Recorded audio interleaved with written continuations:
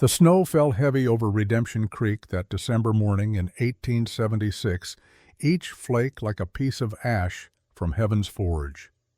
The wooden sign swayed in the bitter wind, its paint peeling, but its message clear enough. Sterling Home for Orphans. Public auction. December 20th. All sales final. Ethan Cole stood at the edge of the gathering crowd, his breath forming small clouds in the frozen air. At 38 years old, he had the weathered face of a man who had seen too much and the careful posture of someone who expected nothing good from the world anymore. His coat was leather-worn soft by years of Wyoming winters. His boots were muddy from the ride into town. His eyes gray as the winter sky watched the proceedings with the detached interest of a man who had stopped caring about most things 5 years ago. The crowd pressed closer to the platform. Farmers, ranchers, a few shopkeepers looking for cheap labor. They shuffled their feet in the snow and pulled their collars tight against the wind. Their faces showed the same calculation, the same cold assessment of value versus cost. Children were expensive to feed but useful if you picked the right ones. On the platform, 5 children stood in a ragged line. The oldest was a girl maybe 10 years old with dark hair that caught the light in a way that suggested something other than pure English blood. Her face was gaunt, her clothes little more than rags held together with hope and frozen thread. She held the hand of a boy 6 years old perhaps, who stared at nothing with eyes that had stopped seeing the world months ago. The boy's lips were pressed together in a thin line. He did not move. He did not blink. He was a statue of a child, carved from silence and trauma. Next to them stood a girl who could not have been more than 4 years old. She favored one leg, standing at an awkward angle that spoke of a deformity she had been born with or acquired through some childhood accident no one had bothered to tend properly. Her eyes darted around the crowd like a trapped animal searching for escape routes that did not exist. The 4th child was a boy 12 perhaps, with the hard edge of someone who had learned to fight for everything and trust nothing. His jaw was set. His fists were clenched. Even from a distance, Ethan could see the coiled anger in him, the rage of someone who had been betrayed by every adult who had ever made him a promise. The 5th child was a girl of 8, thin as a rail with enormous eyes that took in everything but revealed nothing. She did not speak. She simply watched. Her silence had a different quality than the young boy's. His was the silence of trauma. Hers was the silence of choice. Victor Sterling stood behind them like a merchant displaying his wares. He was a heavy man, 54 years old, with the soft hands of someone who had never done real work, and the calculating eyes of someone who had made a career of exploiting those who had no other options. He wore a suit that was too fine for this rough town, too clean for the dirty business he conducted. His smile was wide and false. "Gentlemen," he called out, his voice carrying over the wind. "Ladies, thank you for coming out on this cold morning. I know the weather is not ideal, but the Lord's work waits for no man, and these children, God bless them, they need homes." A few people in the crowd nodded. Most just waited. "Now," Sterling continued, rubbing his hands together as if warming them, though Ethan suspected it was more the anticipation of profit that motivated the gesture. "I run a Christian establishment. I feed these young souls. I clothe them. I teach them the Word of God and the value of honest labor. But there are always more children than there are resources, you understand. And some of these young ones, well, they would do better in a working household, a farm, a ranch. Somewhere they can contribute, earn their keep, learn the dignity of toil." He gestured to the oldest girl. "This one here, her name is Rose Hayes. Strong girl, good worker. She can cook, clean, sew. Not much education, but she learns quick when properly motivated. Her mother was half Comanche, so you get some of that Indian stamina, that endurance. Starting bid $15. A murmur ran through the crowd. Someone laughed. "She looks half savage, all right," a farmer called out. "What's wrong with her that you're selling her so cheap?" Sterling's smile did not waver. Nothing wrong with her at all, friend. Just need the space for younger children. This one is getting to the age where she needs more structure than I can provide. You take her on, she will work hard.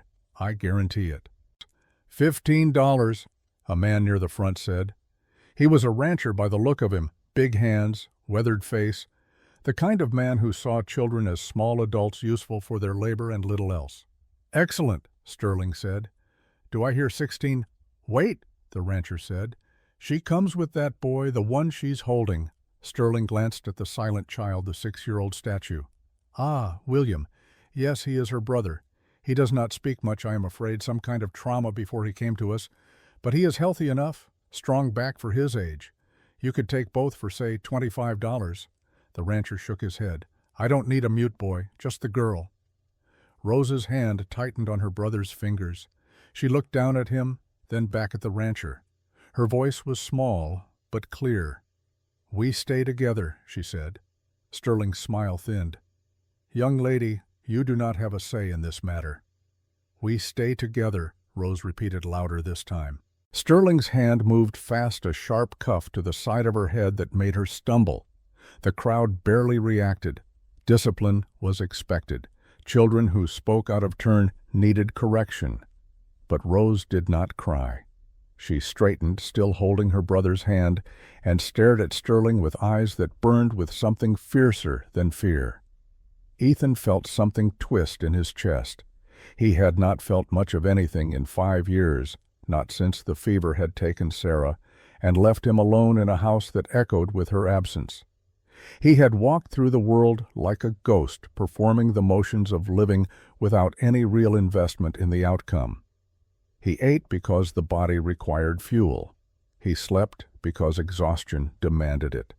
He worked the ranch because there was nothing else to do with the hours between dawn and dusk. But looking at that girl, at the way she refused to let go of her brother, even when struck, even when the whole world was telling her that her love did not matter, that her loyalty was worthless, something in Ethan woke up. He thought of Sarah, of the way she used to sit by the fire in the evenings and talk about the children they would have. 5, she always said. She wanted 5 children, a full house, noise and laughter and chaos and love. "We will build more rooms," she had said, her eyes bright with dreams. "We will fill this ranch with family." And then the yellow fever had come swift and merciless, and Ethan had been 3 counties away, chasing some nobody, outlaw for a bounty that did not matter. By the time he rode home, Sarah was already in the ground. The house was empty. The dreams were ash. 5 children she had wanted. On the platform, Sterling was losing patience. $20 for the girl, the rancher said. Final offer, just her. Rose looked at her brother. William stared at nothing. She leaned down and whispered something in his ear. Ethan could not hear the words, but he saw the way the boy's hand tightened on hers. He saw the way Rose straightened her shoulders, lifting her chin as if preparing for battle. "Take him," she said, her voice carrying across the silent crowd. "Take my brother instead of me." The crowd went still. "What did you say?" Sterling asked. Rose turned to face him. "I said take him. He is worth more than me. He is small. He can fit into tight spaces. He can work hard when he is not scared. Take him and let me go back to the orphanage. I will not complain. I will not cause trouble. Just take care of him." The wind howled, the snow fell, the crowd waited. And Ethan Cole, who had not made a decision that mattered in 5 years, who had drifted through life like smoke through empty rooms, felt his hand rise. $50, he said. Every head turned. Sterling blinked. "I beg your pardon." Ethan stepped forward, pulling the bills from his coat pocket. $50 for all 5. The crowd murmured. Someone laughed. Sterling's eyes narrowed. "Sir, I do not believe you understand the situation. These are individual sales. You do not need to buy them all." "I know what I am buying," Ethan said. His voice was quiet, but it carried the weight of absolute certainty. $50, right now, all 5 children. You give me the papers, I give you the money, and we are done." Sterling studied him. The other bidders watched with the curiosity of people witnessing something unusual, something that did not fit the normal patterns of their world. "You want all 5?" Sterling asked. "Even the defective ones?" Ethan's jaw tightened. "They are not defective. The boy is mute. The little girl is crippled. The oldest is half Indian. The 12-year-old is a thief and a troublemaker. The 8-year-old refuses to speak. You are aware of these facts." "I am aware," Ethan said, "that they are children who need a home. And I have a home that needs children. $50, final offer." Sterling's smile returned wider now, sharper. This was more than he had expected to make from the whole lot of them combined. He had planned to sell them individually, maybe get $30 total if he was lucky. $50 for 5 problem children was a windfall. "Sold," he said, extending his hand. Ethan counted out the bills. Sterling counted them again slowly, savoring each one. Then he produced a sheaf of papers from his coat. "Sign here," he said. "This transfers custody. They are your responsibility now. Anything happens to them, it is on you. They run away, you do not get a refund. They steal, you do not come back to me. They get sick, you do not ask for help." "Clear?" "Clear," Ethan said, and signed. The papers changed hands. The money disappeared into Sterling's coat. The transaction was complete. Sterling gestured to the children. "Go with him. You belong to Mr. Cole now." Rose stared at Ethan. William stared at nothing. The 4-year-old girl whimpered. The 12-year-old boy's eyes were full of suspicion. The 8-year-old watched everything with those enormous, unreadable eyes. Ethan looked at them, these 5 broken children who had just become his responsibility, and felt the full weight of what he had done settle onto his shoulders. "Come on," he said quietly. "Let's go home." They did not move at first. Children who had been betrayed learned not to trust easily. Children who had been sold learned that adults always wanted something. "I am not going to hurt you," Ethan said. "I am not going to sell you. I am not going to leave you. I am taking you to my ranch, and you are going to live there, and you are going to be safe. I promise." Promises from adults meant nothing. Rose knew this. The 12-year-old knew this. Even the littlest ones had learned that words were just air, that the only truth was what people did not what they said. But there was something in Ethan's face, some quality of exhausted honesty that made Rose take a step forward. And when she moved, William moved with her, still holding her hand. And when they moved, the others followed because children who had nothing left clung to any hope, no matter how small. They climbed into Ethan's wagon. The wood was old but solid. The blankets were clean. There was space for all of them, and none of the cramped, suffocating closeness of the orphanage dormitory. As the wagon pulled away from the platform, Rose looked back once. Sterling was counting his money, already moving on to other business. The crowd was dispersing. The auction was over. She turned forward, looking at the man who had bought them. He sat on the driver's bench, his shoulders hunched against the wind, his eyes on the road ahead. He did not look like a monster. He did not look like salvation either. He just looked like a tired man doing something he did not fully understand. Next to her, William pressed closer. The 4-year-old Lucy was already falling asleep against her shoulder. The 12-year-old Daniel sat as far from Ethan as possible, watching him with the wary eyes of a wolf in a trap. The 8-year-old Esther had pulled out a small piece of slate and was writing something on it with a nub of chalk. Rose leaned over to read it. Why, the slate asked. Rose did not have an answer. The wagon rolled on through the snow. Behind them, Redemption Creek grew smaller. Ahead, the mountains rose like ancient gods, indifferent to human suffering. And somewhere between the past and the future, 5 children who had been sold and 1 man who had bought them began a journey none of them could have predicted. The ranch appeared after an hour of silent travel. It was larger than Rose had expected. The house was wood 2 stories with a wide porch and windows that reflected the gray winter sky. Smoke rose from the chimney. Fences marked the boundaries of fields, now buried under snow. A barn stood solid against the wind. "Here," Ethan said, pulling the wagon to a stop. "This is home." Home. The word felt strange, foreign. Rose had not had a home since the fire. None of them had. They climbed down from the wagon, moving slowly, uncertain. Ethan led them to the porch, opened the door, gestured them inside. The house was warm. A fire burned in the hearth. The furniture was simple but well made. Everything was clean. There was a smell of wood smoke and something else, something faint like lavender or rose water, as if a woman had lived here once and her presence still lingered in the walls. "2 bedrooms upstairs," Ethan said. "Girls in one, boys in the other. There is a loft if we need more space.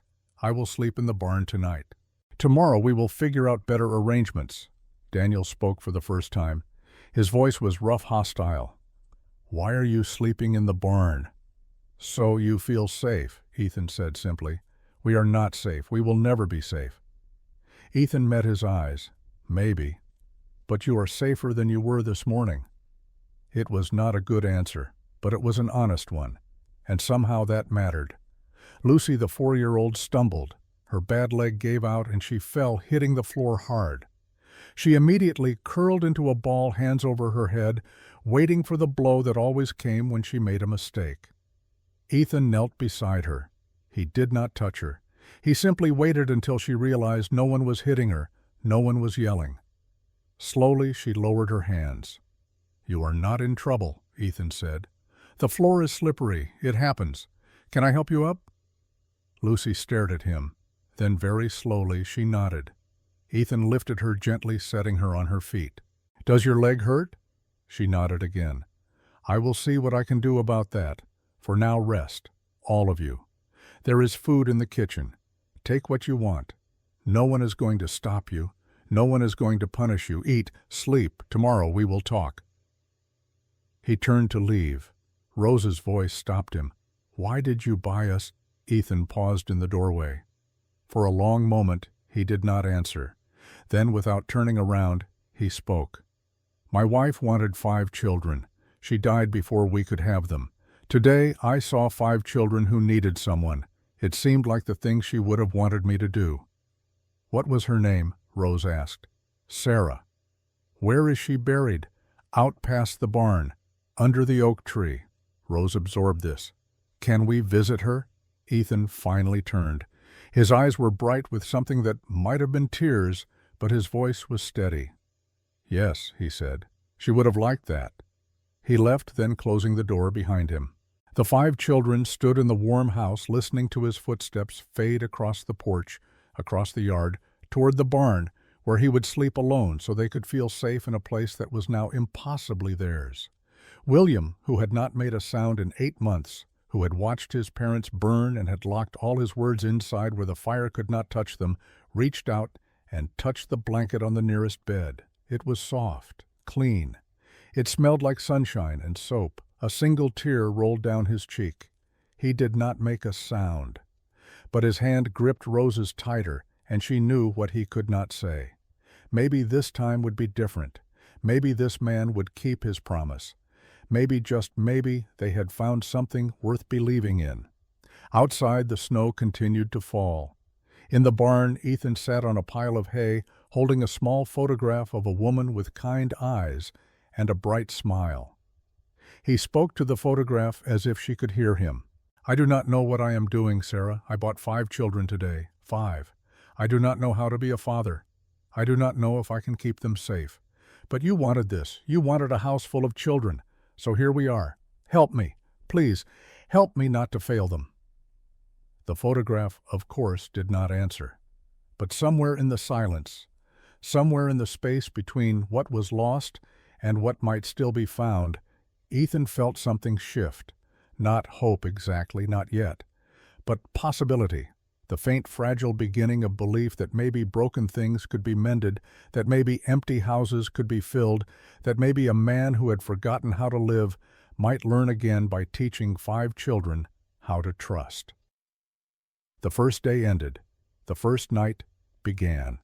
And in the spaces between sleep and waking, between fear and hope, 5 children and 1 man began the slow, painful, beautiful work of becoming a family. Dawn came cold and pale to the ranch, the sun barely strong enough to penetrate the thick Wyoming winter. Inside the house, 5 children woke to the unfamiliar sensation of warmth, of full bellies from the bread and cheese they had eaten the night before, of blankets that did not smell of mildew, and other children's fear. Rose woke first. She always did. 8 months of sleeping with one eye open had trained her body to mistrust rest. She lay still for a moment, cataloging her surroundings. Lucy slept curled against her, the little girl's bad leg twisted at an awkward angle. On the other bed, Esther sat upright, already awake, watching the door with those enormous, unblinking eyes. From the room across the hall came silence. The boys were either still asleep or, like Rose, awake and waiting to see what this new day would demand of them. Downstairs, something clattered. Footsteps. The sound of a stove being stoked. Rose slipped out of bed, careful not to wake Lucy, and moved to the top of the stairs. Esther followed her like a shadow. In the kitchen, Ethan stood over a cast-iron skillet, attempting to flip what might have been intended as pancakes, but looked more like scorched accidents. Smoke rose from the pan. He cursed under his breath, scraped the blackened disc onto a plate, and started again.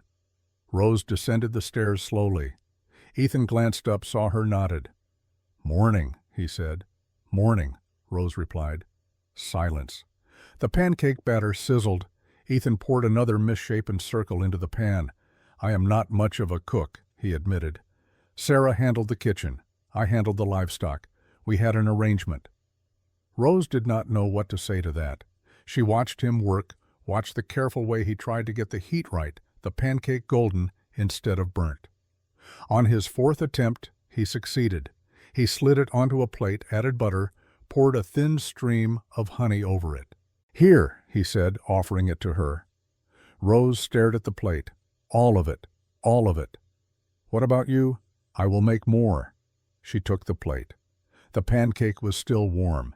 It smelled like honey and butter and something she could not name, something that felt like safety, even though she knew safety was a lie adults told children to make them compliant. Esther appeared at her elbow. Ethan saw her, nodded, started another pancake. By the time the sun had fully risen, all 5 children sat around the table. Ethan had managed to produce a stack of pancakes, some bacon that was more crispy than it should have been, and a pot of coffee that he did not offer the children because even he knew his limits. They ate in silence. Not the tense, fearful silence of the orphanage where speaking meant attracting attention, and attention meant punishment. This was different. This was the silence of people who did not yet know what to say to each other, who were feeling their way through unfamiliar territory without a map. Daniel, the 12-year-old, ate like a starving wolf. 4 pancakes, 6 strips of bacon. He ate until his stomach was tight, until he physically could not fit another bite, and then he sat back, and something happened that Rose had never seen before. Daniel started to cry. Not the loud, dramatic crying of a child throwing a tantrum. This was quiet. Tears sliding down his face while his jaw clenched, while his hands gripped the edge of the table as if holding on against a strong wind. "You okay?" Ethan asked. Daniel shook his head, then nodded, then shook his head again. "I have never," he said, his voice breaking, "I have never been this full in my life." The words hung in the air. Lucy stopped chewing. William, still silent, looked at Daniel with eyes that understood. Esther's slate remained blank, but her hands trembled slightly. Ethan set down his coffee cup. He looked at each of them in turn, at these children who had been starved of more than just food, who had learned that hunger was their constant companion, and that adults who promised sustenance were liars. "From now on," Ethan said, "you eat until you are full, every meal, every day, no exceptions, no asking permission. If you are hungry, you eat. That is the rule in this house." Daniel wiped his eyes with the back of his hand. "What if we eat too much? What if we use up all the food? Then I buy more food. What if you run out of money? I have money, and if I run out, I sell a horse. And if I run out of horses, I sell land. And if I run out of land, I figure something else out. But you will not go hungry, not in this house, not ever again." It was a promise, and promises meant nothing. But Daniel wanted to believe it. They all did. So they nodded and they finished their breakfast, and they tried very hard not to think about what would happen when this dream ended and reality returned. After breakfast, Ethan showed them the ranch, the barn where 6 horses lived in clean stalls with fresh hay, the chicken coop where hens scratched and clucked, the workshop where tools hung in neat rows and half-finished projects waited for attention, the fields empty now under snow but ready for spring planting. "This is a working ranch," Ethan said. "There are chores, feeding animals, gathering eggs, mucking stalls. But there is also time to rest, time to learn, time to be children." Daniel looked skeptical. "What do you mean, be children?" "I mean play, read, explore, whatever it is children do when they are not working." "We have always been working." Ethan stopped walking. He looked at Daniel, at this boy who had never had a childhood, who had been forced to be an adult before he had finished being a child. "Then you will have to learn," Ethan said quietly, "and I will have to learn with you." They found the workshop after that, and in it Daniel discovered something that made him pause. Rifles, 3 of them hanging on the wall, well-maintained, oiled, ready. "You know how to use these?" Daniel asked. "Yes." "Will you teach me?" Ethan considered. Teaching a 12-year-old boy to shoot was not a small thing, but teaching him to defend himself, to have power in a world that had taken all his power away, that was something else entirely. "I will teach all of you," Ethan said. "Rose, you too, and when Lucy is old enough, her as well. You need to know how to protect yourselves. The world is not always kind. You should know how to fight back." Rose stepped forward. "You think we will need to fight?" "I hope not. But hope is not a strategy." That afternoon he took Rose and Daniel to a clearing behind the barn. He showed them how to hold the rifle, how to sight down the barrel, how to breathe and squeeze the trigger instead of pulling it. Rose's first shot went wide. Her second clipped the target. Her third hit center mass. Daniel's first shot kicked the rifle back into his shoulder hard enough to bruise. His second was better. By his 5th, he was hitting the target more often than not. Ethan watched them, these children, learning to be dangerous, and felt a complicated mix of pride and sorrow. They should have been learning to read, to dance, to dream. Instead, they were learning to survive. While they shot, William sat on a fence post nearby, watching. He did not speak. He had not spoken since the fire. But his eyes followed every movement, cataloging, learning, storing information against some future need. Lucy and Esther stayed back at the house. Lucy because her leg hurt too much to walk the distance. Esther because she preferred observation to participation. When the lesson was done, when Rose and Daniel had each fired 20 rounds and their shoulders ached from the recoil, Ethan led them back to the house. On the way, Rose asked the question that had been building in her since breakfast. "Why are you doing this?" Ethan did not pretend not to understand. "Doing what?" "All of it. The food, the house, teaching us to shoot.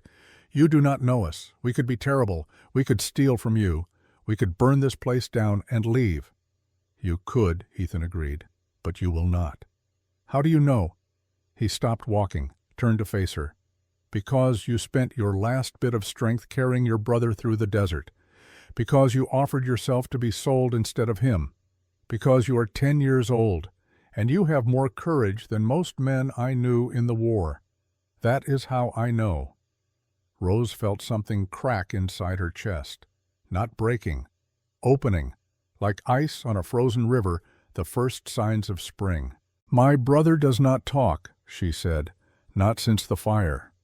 What fire? And so she told him about the house they had lived in with their parents, about the night 8 months ago when smoke filled the hallways and flames ate the walls, about how she had grabbed William and run, but their parents were trapped upstairs, and she had heard them screaming, and William had watched the whole thing happen.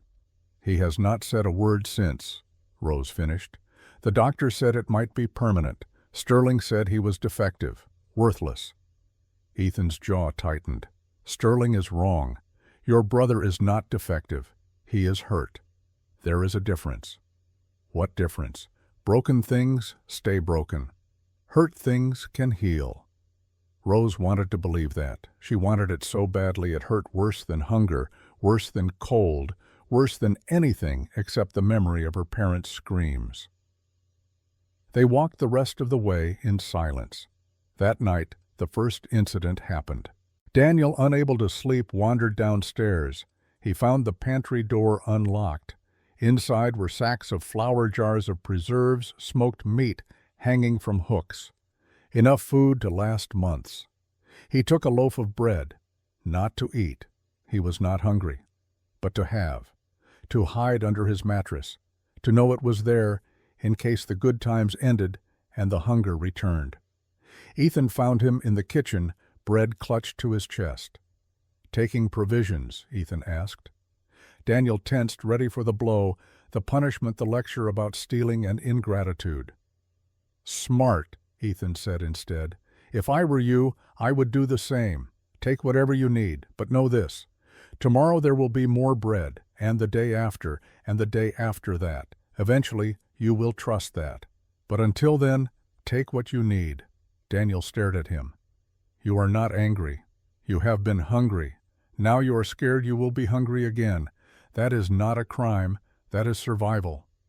Daniel clutched the bread tighter. "What if I take too much? Then I will tell you. But right now you have one loaf. That seems reasonable?" Daniel went back upstairs. He put the bread under his mattress. It stayed there for 3 days before he finally admitted to himself that maybe, just maybe, there would always be more. The days developed a rhythm: breakfast, chores, lessons in reading and numbers taught by Ethan with a patience he had not known he possessed, lunch, more chores, time to play, though none of them knew how at first, dinner, stories by the fire, bed. Lucy's leg remained a problem. She limped badly, favoring her left side, and by evening she could barely walk. Ethan studied the issue, measured her legs, and spent 3 nights in his workshop building something. On the 4th morning, he presented her with a pair of shoes. They looked normal at first glance, but the sole on the left was thicker, built up with layers of leather to compensate for her shorter leg. "Try these," he said. Lucy slipped them on, stood, took a step. The limp was still there, but less pronounced. She took another step, then another. Then she actually ran across the room for the first time in her life without pain shooting up her leg with every footfall. She stopped in the middle of the kitchen and burst into tears. Ethan knelt in front of her, concerned. "Do they hurt? I can adjust them." "No," Lucy sobbed. "They do not hurt. That is the problem. They do not hurt." She threw her arms around his neck, this 4-year-old child who had been called defective and worthless, who had been taught that her body was broken and her existence was a burden. She clung to him and cried, and Ethan held her, his own eyes red, his throat tight. Rose watched from the doorway. Beside her, William stood silent. But his hand found hers, and he squeezed once gently, and she knew he understood. This man was different. This man saw their pain and tried to fix it, not because he had to, but because he wanted to. 2 weeks passed, good weeks, quiet weeks, weeks where bellies were full and nights were warm and no one raised a hand in anger. The children began to relax, to laugh occasionally, to forget for hours at a time that the world was a cruel place. And then Victor Sterling's letter arrived. It came on a Tuesday afternoon, delivered by a rider from town. The envelope was official, sealed with wax, addressed to Ethan Cole. He opened it standing on the porch while the children played in the snow behind him. The letter was from Sterling's lawyer.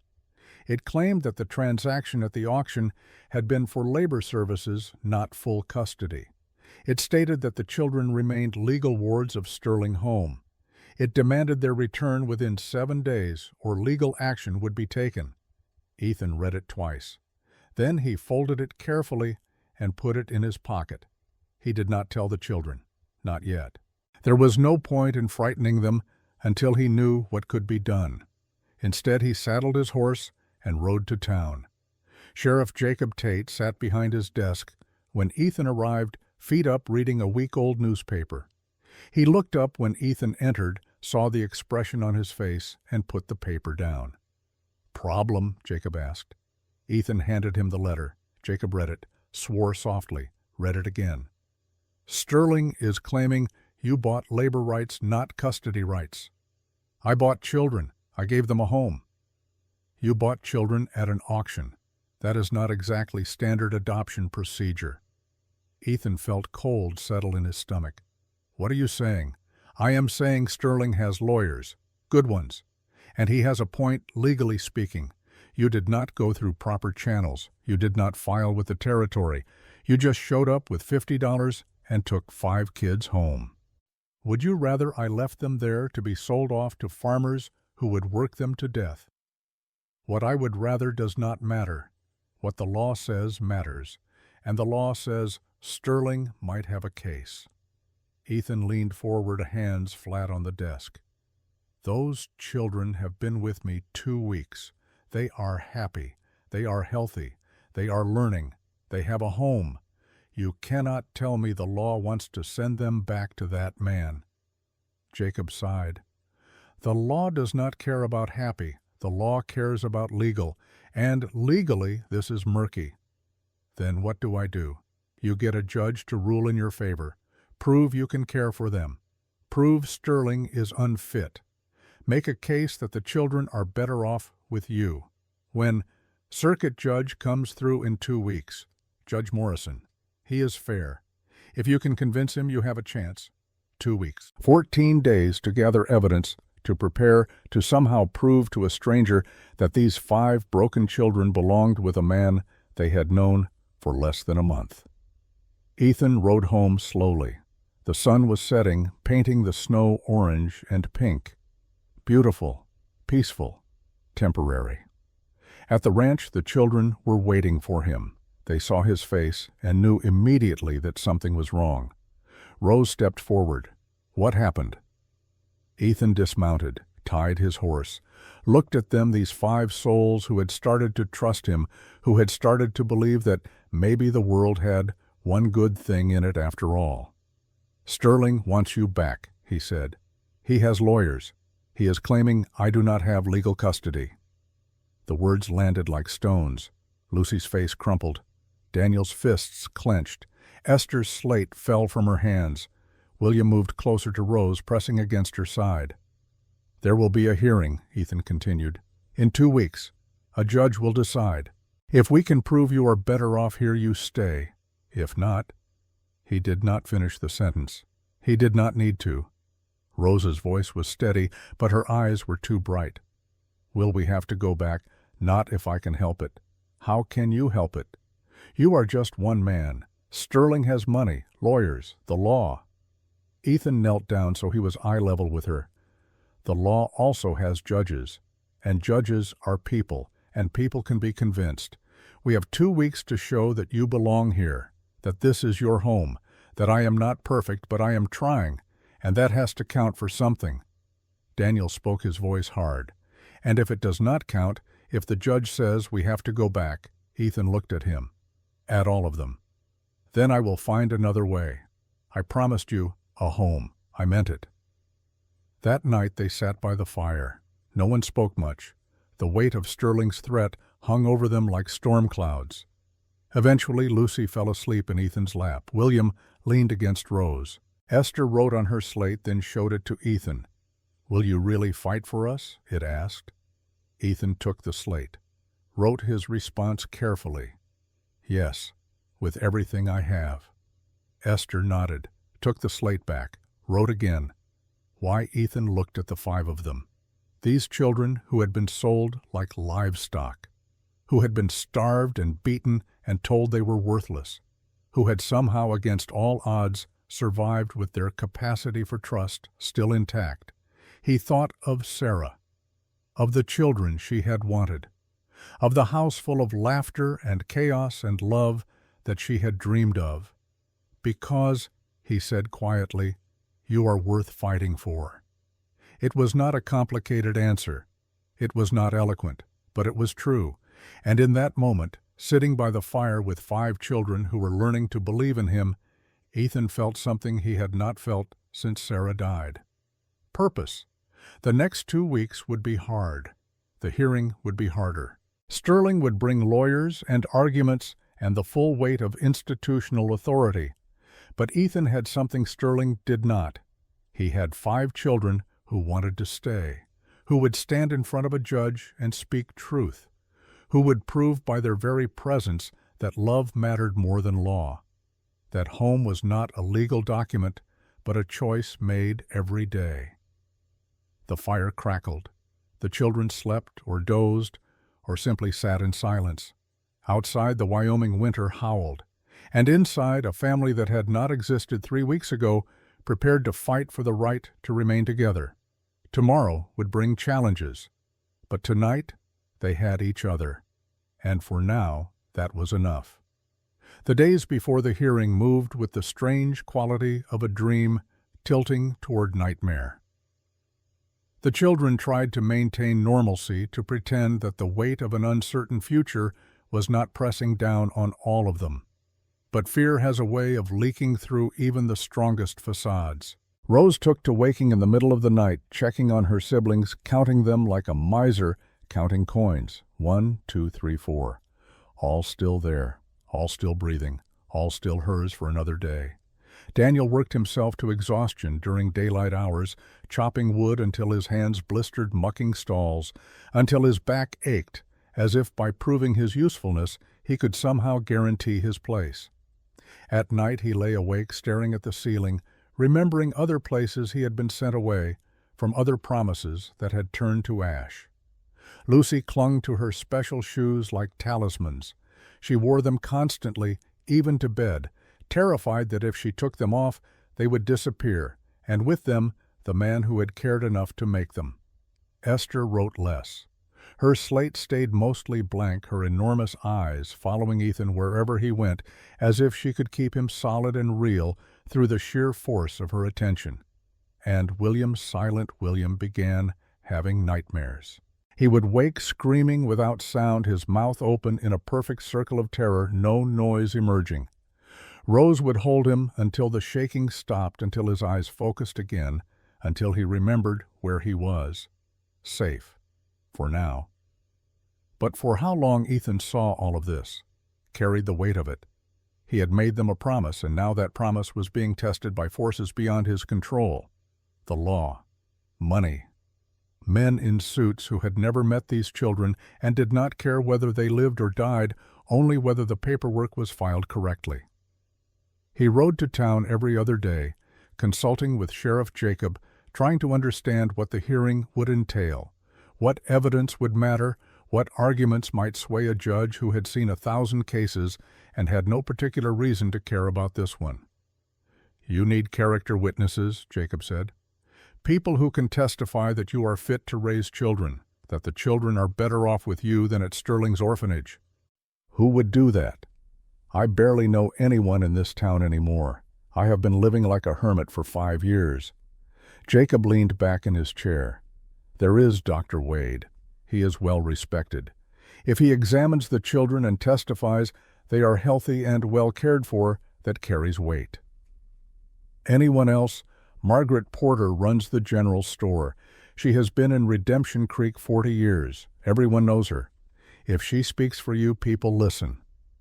Ethan remembered Mrs. Porter, a severe woman with opinions on everything and charity for very little. She had looked at him with disapproval when he first brought the children to town, buying them new clothes and supplies. Her expression had said clearly what she thought of a single man taking in 5 orphans. Nothing good, that expression suggested, nothing proper. "She will not help me," Ethan said. "Then convince her you have less than 2 weeks." That afternoon, Ethan took the children to town. They needed to be seen, to be known. to become real in the eyes of the community instead of abstract problems on a legal document. They walked down the main street together, Ethan in front, the 5 children following like ducklings. People stopped and stared. Some nodded, some whispered. Most simply watched with the careful neutrality of those who had not yet decided which side of a controversy to support. At the general store, Mrs. Margaret Porter stood behind the counter, 60 years old and hard as Wyoming granite. She saw them enter, and her mouth thinned to a line. "Mr. Cole," she said. Her tone was not warm. "Mrs. Porter, we need supplies, fabric for new clothes. The children are growing." She looked at the children. Her gaze lingered on each in turn. Rose standing straight despite her fear. Daniel trying to appear older than his 12 years. Lucy in her special shoes. Esther with her slate. William holding Rose's hand silent as death. "Growing children need more than fabric," Mrs. Porter said. "They need stability, structure, a proper home. They have a home. Do they? Or do they have a temporary arrangement that will end badly?" The children heard this. Lucy's lower lip trembled. Daniel's jaw clenched. Rose put a protective arm around William. Ethan kept his voice level. "They have me, and I have them. That is not temporary." Mrs. Porter came around the counter. She walked to Lucy, knelt down with some difficulty, her old knees protesting. She looked at the child's shoes, at the careful construction, the way the left sole was built up to compensate for the shorter leg. "Who made these?" she asked. "I did," Ethan said.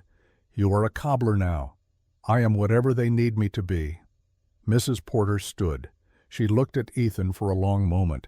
Then she began gathering fabric from the shelves. Sturdy cotton for shirts, warm wool for winter dresses, thread, buttons, more than Ethan had asked for. "You will need this too," she said, adding a bolt of calico. "Growing girls need something pretty now and then, not just practical." Ethan blinked. "Mrs. Porter, do not thank me yet. I have not decided if you are a fool or a saint. But those children are clean, fed. The little one has good shoes. That counts for something." She wrapped the fabric, tallied the cost, accepted Ethan's payment. As they turned to leave, she spoke again. "Mr. Cole, the hearing is in 10 days, yes?" "Yes, ma'am." "I will be there. To testify against me." Her eyes were sharp but not unkind. "To testify about what I see. What I see will depend on what you show me over the next 10 days. Do not disappoint me." They left the store. Rose looked up at Ethan. "Is she going to help us? I do not know, but she is paying attention. That is something." The next person they visited was Dr. Augustus Wade. He was older than Ethan, perhaps 58, with the careful movements of a man whose body had started to betray him, but whose mind remained sharp. His office smelled of carbolic and old paper. "I heard you took in the Sterling orphans," Wade said, gesturing them inside. "That was either very brave or very foolish." "I have not determined which yet." Wade examined each child in turn. He checked their teeth, their eyes, their weight. He made notes in a leather journal. When he got to the burn scars on Rose's arm, old marks from Sterling's discipline, he paused. "How did you get these?" he asked gently. Rose hesitated. Ethan nodded to her. Truth was their only weapon. "Mr. Sterling burned me with a poker. I talked back." Wade's expression did not change, but his hand tightened on his pen. He documented the scars carefully, moved on to Daniel, who had bruises from old beatings that had never quite faded, to William, whose silence he noted with concern, to Lucy's leg, to Esther's underweight frame. When he finished, he sat at his desk and wrote for several minutes. Then he looked up. "These children were neglected at Sterling's facility, possibly abused. They have gained weight since coming to you. Their color is better. The psychological trauma will take longer to address, but physically they are improving. Will you testify to that?" Wade met his eyes. "I will testify to what I have observed. I will also testify that Victor Sterling has run that orphanage for 20 years, and in that time I have treated broken bones, burns, and malnutrition in children who should have been protected. Whether that sways the judge is not my concern, but the truth should be spoken. Thank you. Do not thank me. Just keep doing what you are doing. Those children need consistency. They need to know the world is not entirely made of men like Sterling. That evening, as they rode back to the ranch, the sky began to darken, not with the natural darkness of sunset, but with clouds rolling in from the north, heavy and pregnant with snow. "Storm coming," Daniel observed. "Yes," Ethan agreed. "A bad one by the look of it." They made it home just as the first flakes began to fall. By nightfall, the storm was a roaring beast wind howling around the house, snow piling against the windows in great drifts. The children gathered around the fire. Ethan made stew from the last of the venison, thick and rich with potatoes and carrots. They ate together the storm, a constant presence just beyond the walls, a reminder that nature cared nothing for human concerns. After dinner, Daniel helped Ethan secure the barn. They checked on the horses, made sure the chickens were protected, that nothing would blow away in the wind. As they worked, Daniel spoke. "If the judge says we have to go back, I will run away." Ethan stopped. "Where would you go?" "I do not know. Anywhere. But I will not go back to Sterling. I will die first." The boy meant it. Ethan could hear it in his voice, the absolute conviction. "It will not come to that." "You cannot promise that. You are just one man. Sterling has money and lawyers and the law. The law also has judges, and judges are human. They can be swayed." Daniel's laugh was bitter. "By what?" "By the fact that you feed us, by pretty speeches. Sterling will tell them we are defective, broken, that we belong in an institution, and they will believe him because he is respectable, and you are just some rancher who bought children on a whim." "I did not buy you on a whim." "Then why? Why us? Why 5 broken children you did not know?" Ethan looked at this angry, frightened boy who had been taught that trust was weakness and love was a trap. "Because my wife wanted 5 children. Because I saw your sister offer herself to save her brother. Because I was dying inside and you gave me a reason to live. Pick whichever answer you like. They are all true." Daniel stared at him. The wind howled, the snow fell, and slowly something in the boy's face shifted. "I am scared," he admitted. "I have never had anything worth losing before. Now I do, and I am terrified." "Me too," Ethan said. "Every single day." They finished their work in silence. When they returned to the house, they found Rose at the window, looking out at the storm. "Cannot see anything," she said. "Just white. That is how Wyoming winters are. You wait them out. Morning always comes. Does it? Or do some storms just keep going until everything is buried?" Ethan put a hand on her shoulder. "Everything ends, Rose. Even storms, even bad times. You just have to hold on long enough to see the other side." She turned to look at him. "What if we do not make it to the other side? What if the judge sends us back? Then I will appeal, and if the appeal fails, I will petition the territorial governor. And if that fails, I will find another way. I made you a promise. I will keep it." People break promises all the time. I am not people.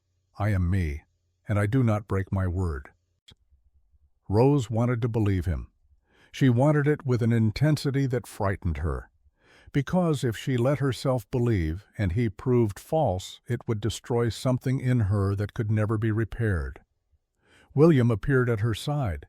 He had been drawing again pictures with the pencils Ethan had bought him. He held up the latest sketch. It showed 6 figures, 5, small one large. They stood in front of a house. Above them a woman with kind eyes watched from a cloud. Ethan took the drawing. His throat tightened. "Is this us?" William nodded. "And that is Sarah watching over us." Another nod. "It is beautiful, thank you." William smiled. Just a small thing, barely visible. But it was there. And seeing it, Ethan felt something break open in his chest. Not with pain, with hope. The storm raged for 3 days. They were trapped inside the world beyond the windows, invisible behind curtains of snow. But inside they were warm. They played games, read books, told stories. Daniel taught Lucy to play checkers. Esther drew elaborate pictures on her slate. Rose helped Ethan cook, learning his mother's recipe for bread. And William, on the third day, did something extraordinary. They were sitting by the fire. Ethan was carving a piece of wood, making a toy horse for Lucy. William sat beside him, watching. And then, very softly, so softly that at first Ethan thought he imagined it, William hummed just a few notes, a fragment of a melody. But it was sound, intentional sound, communication. Ethan froze. Rose's head snapped up. Daniel stopped mid-move in his checker game. Everyone stared at William. The boy looked around at all of them, fear flickering across his face. He had broken his silence. Would they punish him for it? Mock him? That was beautiful, Ethan said quietly. Can you hum it again? William hesitated. Then he hummed the melody again, a little louder this time. It was a lullaby, something his mother used to sing. Rose's eyes filled with tears. She crossed the room and hugged her brother. You remembered. Mama's song. You remembered. William nodded against her shoulder. He did not speak. But the humming was a start. A crack in the wall he had built around himself. A sign that maybe, just maybe, healing was possible. On the fourth day, the storm broke. The sun emerged pale and cold, revealing a world transformed. Snow lay 3 feet deep in places sculpted by wind into strange shapes. The ranch was an island in a white sea. Ethan and Daniel dug paths from the house to the barn, from the barn to the chicken coop. And it took hours, but the work felt good, felt purposeful, felt like building something instead of waiting for something to be taken away. That night, as they sat around the fire again, exhausted and satisfied, Rose spoke the question that had been growing in all of them. What happens at the hearing? Ethan set down the piece he was carving. The judge listens to both sides. Sterling's lawyer will argue that I do not have legal custody, that the children belong to the orphanage. I will argue that you are better off here. Who decides? Judge Morrison. I am told he is fair. Fair does not mean good. Fair just means he follows the rules, and the rules might not be on our side. Then we change his mind.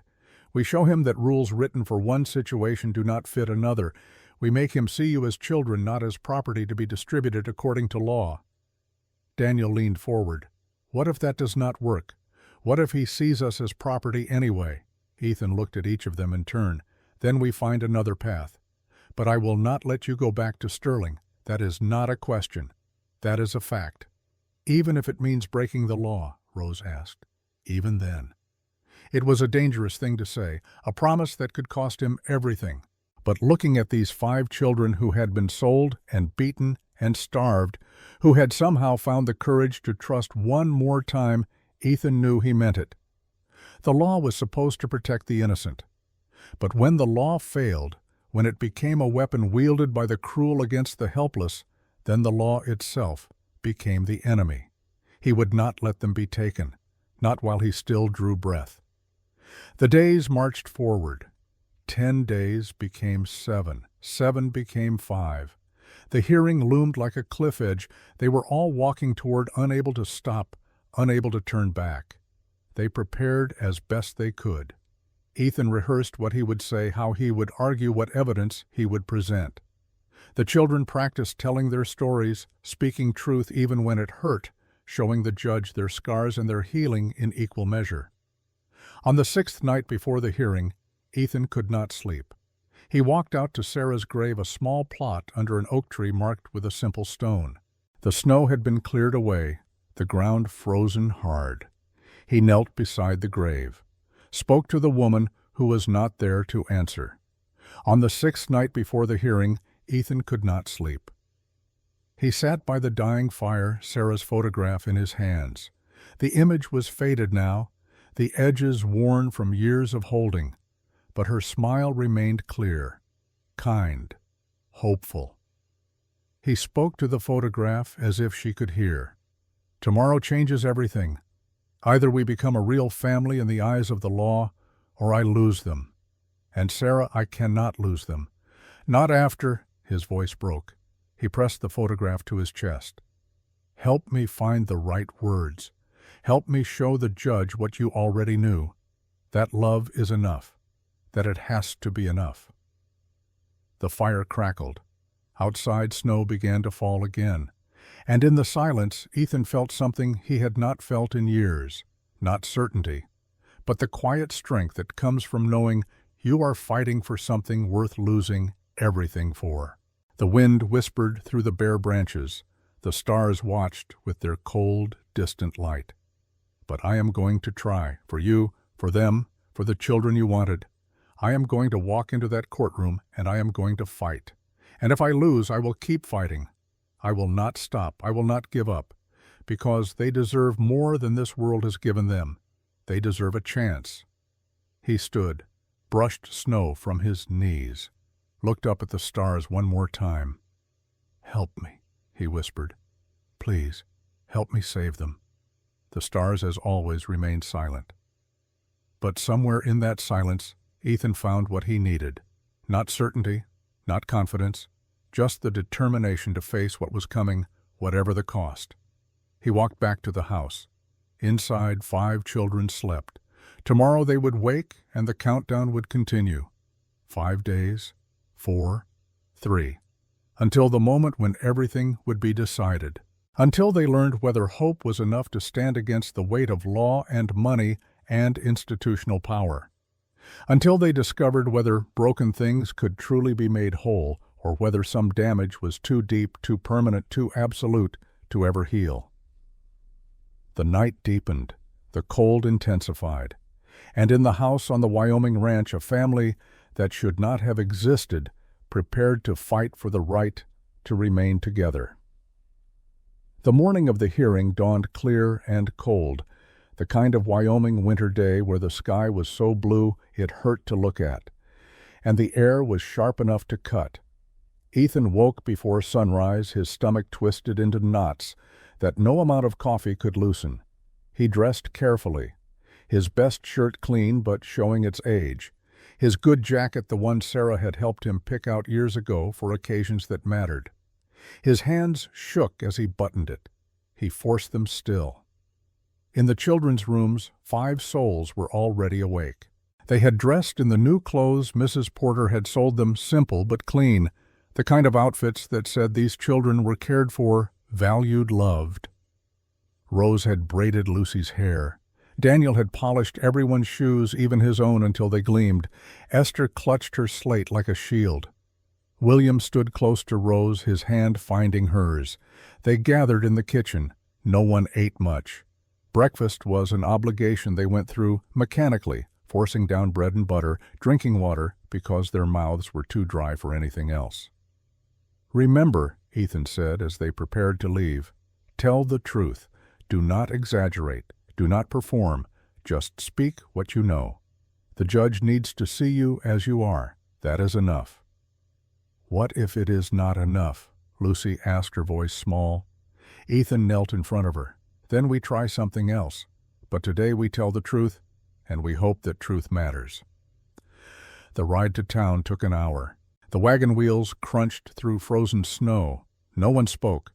The silence was heavy with all the things they could not say, all the fears they could not voice. Redemption. Creek's courthouse was a simple building, wood frame, 2 stories with a bell tower that had not held a bell in 15 years. People were already gathering when they arrived. Townspeople who had nothing better to do than watch their neighbors' lives fall apart or come together. Curiosity seekers, gossips, a few who might actually care about the outcome. Sheriff Jacob met them on the steps. Judge Morrison arrived last night. He is already inside. Sterling is here with his lawyer, a man named Caldwell from Virginia City. Professional. Expensive. And we have nothing, Ethan said. You have the truth. Sometimes that is enough. They entered the courtroom. It was larger than Ethan had expected, with wooden benches arranged in rows facing a raised platform where the judge would sit. On one side of the room, Victor Sterling waited with his lawyer. Sterling wore a suit that probably cost more than Ethan made in 6 months. His face was composed, confident. He looked like a man who knew he had already won. Beside him, lawyer Caldwell reviewed papers, his movements precise and practiced. He glanced up as Ethan and the children entered, assessed them with the cold calculation of a man evaluating livestock, then returned to his documents. On the other side of the room, Ethan and the children took their seats. The wooden bench was hard. The room smelled of old paper and wood smoke and human sweat. Windows let in pale winter light that did nothing to warm the space. People filled in behind them. Mrs. Porter arrived, taking a seat 3 rows back. Dr. Wade entered, nodded to Ethan, sat near the front. Other townspeople Ethan barely knew. Some he did not know at all. They whispered to each other, speculating, judging, deciding the outcome, before a single word had been spoken. At precisely 9 o'clock, a door at the front of the room opened. Judge Morrison entered. He was 62 years old, with silver hair and a face carved by 3 decades of hearing people lie, cheat, and occasionally tell the truth. His eyes were sharp behind wire-rimmed spectacles. His robes were black and well worn. He carried himself with the authority of a man who had sent both innocent and guilty to their fates and had learned to sleep at night regardless. "All rise," the bailiff called. Everyone stood. The judge took his seat, gestured for them to sit, opened a folder on his desk. "Case number 47, he read. "Sterling Home for Orphans versus Ethan Cole. Matter of custody regarding 5 minor children." He looked up. "Is the plaintiff present?" Sterling's lawyer stood. "Lawrence Caldwell, representing Victor Sterling and Sterling Home for Orphans, Your Honor." "And the defendant," Ethan stood. "Ethan Cole, Your Honor, representing myself." Judge Morrison's eyebrow rose fractionally. "You have no legal counsel." "No, sir. I have the truth, and I have these children. I hope that will be sufficient." "Hope is not a legal strategy, Mr. Cole, but we will proceed. Mr. Caldwell, your opening statement." Caldwell stood smooth and polished, every inch the professional advocate. His voice carried the practiced resonance of someone trained to persuade.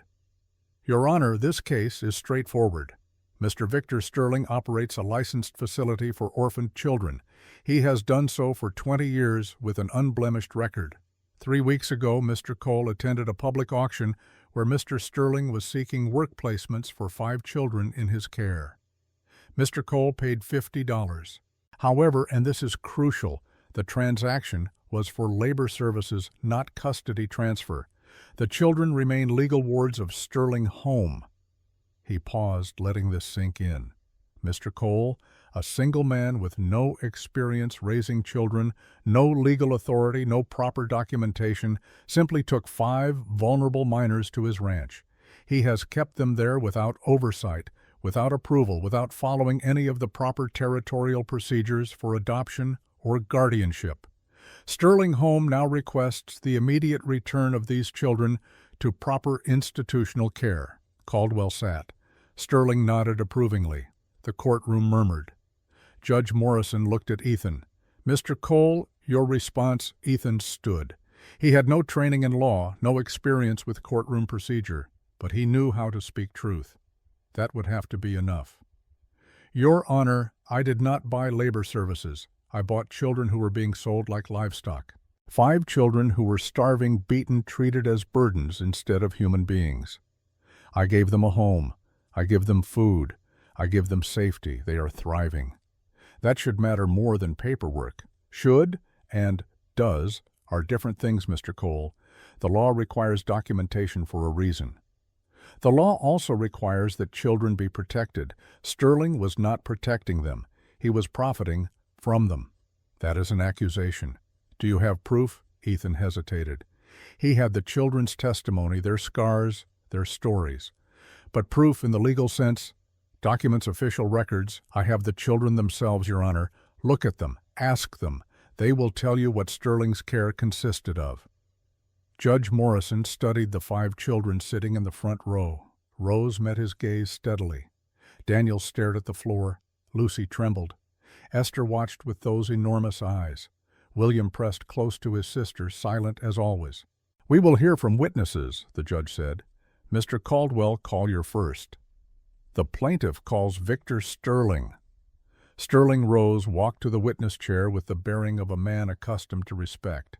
He placed his hand on the Bible, swore to tell the truth, sat. Caldwell approached. "Mr. Sterling, how long have you operated Sterling Home for Orphans?" 20 years this spring. "And in that time, how many children have you cared for?" "Over 300. A murmur in the courtroom. 300 children. That was significant. "Can you describe the conditions at your facility?" "Clean dormitories, regular meals, education in reading, writing, arithmetic, and scripture. We teach the children valuable skills, prepare them for productive lives." "And the 5 children in question, why were they at the auction?" Sterling's expression became pain, the face of a man doing difficult but necessary work. "Those 5 have special challenges. Rose Hayes and her brother William lost their parents in a fire. The trauma left the boy mute. Rose became defiant, difficult to manage. Lucy Carter has a deformity, a shortened leg, which limits her usefulness in most placements. Daniel Foster has a history of theft. Esther Klein refuses to speak. I sought work placements where they might contribute despite their limitations. Work placements, not sales. Of course not. The auction was for labor contracts, room and board in exchange for work. Standard practice for difficult-to-place orphans. It sounded reasonable, charitable even. Sterling made himself sound like a man trying to help troubled children, not a man who had starved and beaten them. Ethan's hands clenched. Rose's jaw tightened. But this was Sterling's moment. They would have their turn. Caldwell continued. "When Mr. Cole took these children, did you attempt to contact him to ensure proper procedures were followed?" "I wrote immediately. Explained that custody had not been transferred, only labor rights. I asked for the children's return so we could process proper adoption paperwork if Mr. Cole wished to pursue that avenue. He refused. He has kept them without authority for nearly a month now." "In your professional opinion, are these children in danger with Mr. Cole?" "I cannot say. I know nothing of his character, his fitness, his ability to provide appropriate structure and discipline. That is precisely the problem. He bypassed every safeguard designed to protect vulnerable children." Caldwell nodded, satisfied. "No further questions." Judge Morrison looked at Ethan. "Your witness, Mr. Cole." Ethan stood, approached Sterling. The man looked at him with barely concealed contempt. "You said the children were well fed at your facility?" "Yes." "Then why had Daniel Foster never been full in his entire life until I fed him?" Sterling's smile was patient. "Young boys exaggerate. They are always hungry." "You said they were educated. Can any of them read above a primer level?" "Education takes time. Some children are slow learners." "You said Rose was defiant. Can you tell the court how you disciplined her?" "Standard methods, restriction of privileges, additional chores." Ethan felt heat rising in his chest. "You never burned her with a poker for talking back." "Absolutely not. If the girl has burn scars, they predate her time with me, perhaps from the fire that killed her parents." It was a lie. A smooth, practiced, utterly convincing lie. And without proof, without witnesses, it was Sterling's word against a traumatized child's. Ethan tried another approach. "Why were you selling them if they were so well cared for? Why not keep them until they aged out? Resources are limited. Younger children need those beds. Finding work placements for older children is responsible stewardship." Every answer was reasonable, every explanation plausible. Sterling had done this before, Ethan realized. He knew how to present abuse as care neglect, as efficiency, cruelty as pragmatism. "No further questions," Ethan said, returning to his seat. He felt defeated. Sterling had won this round simply by being a better liar. Judge Morrison called a brief recess. People stood stretched, whispered. Ethan gathered the children close. "He is lying," Rose said, her voice tight with anger. "Everything he said was a lie." "I know, but we need to prove it." "How?" "With the truth. When you testify, tell exactly what happened. Make the judge see Sterling for what he is." After the recess, Dr. Wade took the stand. He was sworn in, seated himself carefully. Caldwell approached. "Dr. Wade, you examined these children recently?" "Yes, 10 days ago." "And your findings?" "They are healthy, well-nourished. Physically, they show signs of good care." Caldwell smiled. "So Mr. Cole has been providing adequate physical care?" "Yes." "Could these children receive equally good physical care at Sterling Home?" Wade hesitated. "In theory, yes." "Thank you, Doctor. No further questions." But Ethan stood before Wade could leave the stand. "Doctor, you said in theory they could receive good care at Sterling. Did they actually receive good care there?" Wade met his eyes. "No. When I examined them, I found evidence of chronic malnutrition, old bruises. Rose Hayes has burn scars consistent with deliberate infliction, not accident." "Did you document this?" "Yes, in my medical journal." Ethan felt a surge of hope. "May I see that journal?" Wade pulled a leather-bound book from his coat, handed it to Ethan. Ethan opened it, found the relevant pages, showed them to the judge. "Your Honor, these notes document abuse, starvation, burns, beatings." Judge Morrison read the entries carefully. His expression did not change, but something shifted in his eyes. "Mr. Caldwell, do you wish to challenge this evidence?" Caldwell stood. "Medical notes are subject to interpretation, Your Honor. Dr. Wade may have misunderstood the origins of these old injuries." "I did not misunderstand," Wade said firmly. "I have been a physician for 30 years. I know the difference between accidental injury and deliberate harm." The courtroom was silent. Judge Morrison closed the journal, handed it back to Wade. "You may step down, Doctor." The next witness was Mrs. Porter.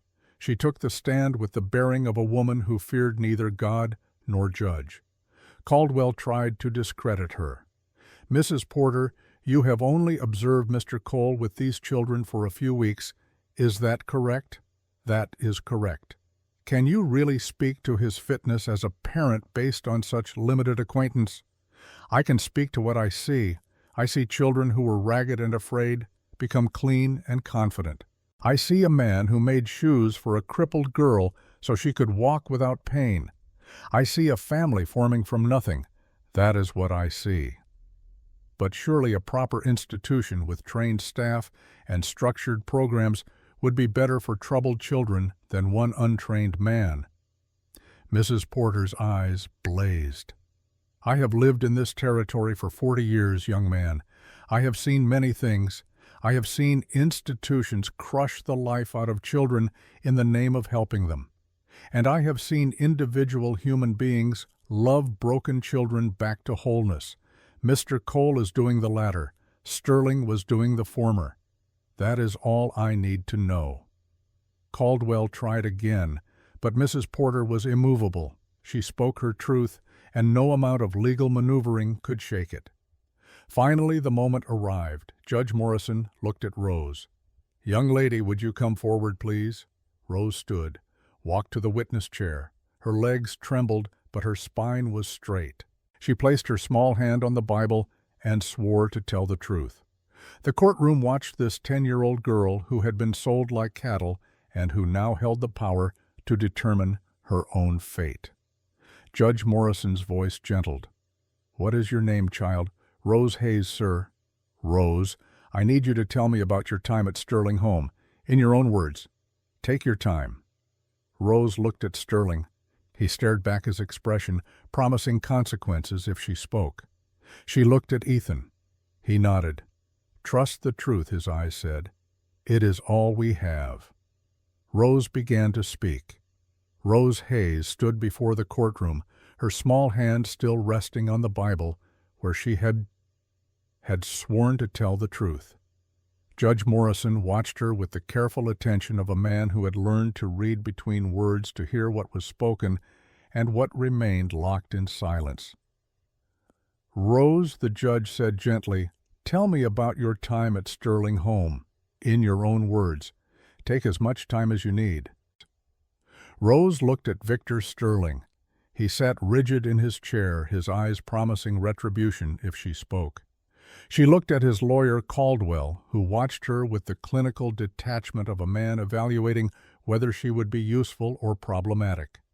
Then she looked at Ethan, at this man who had fed her when she was starving, who had taught her to shoot so she could protect herself, who had built shoes for Lucy and held Daniel when he cried, and never once raised his hand in anger.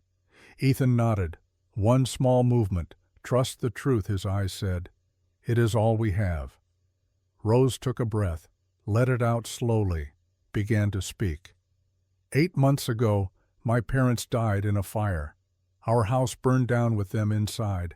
My brother William and I watched it happen. We heard them screaming. There was nothing we could do.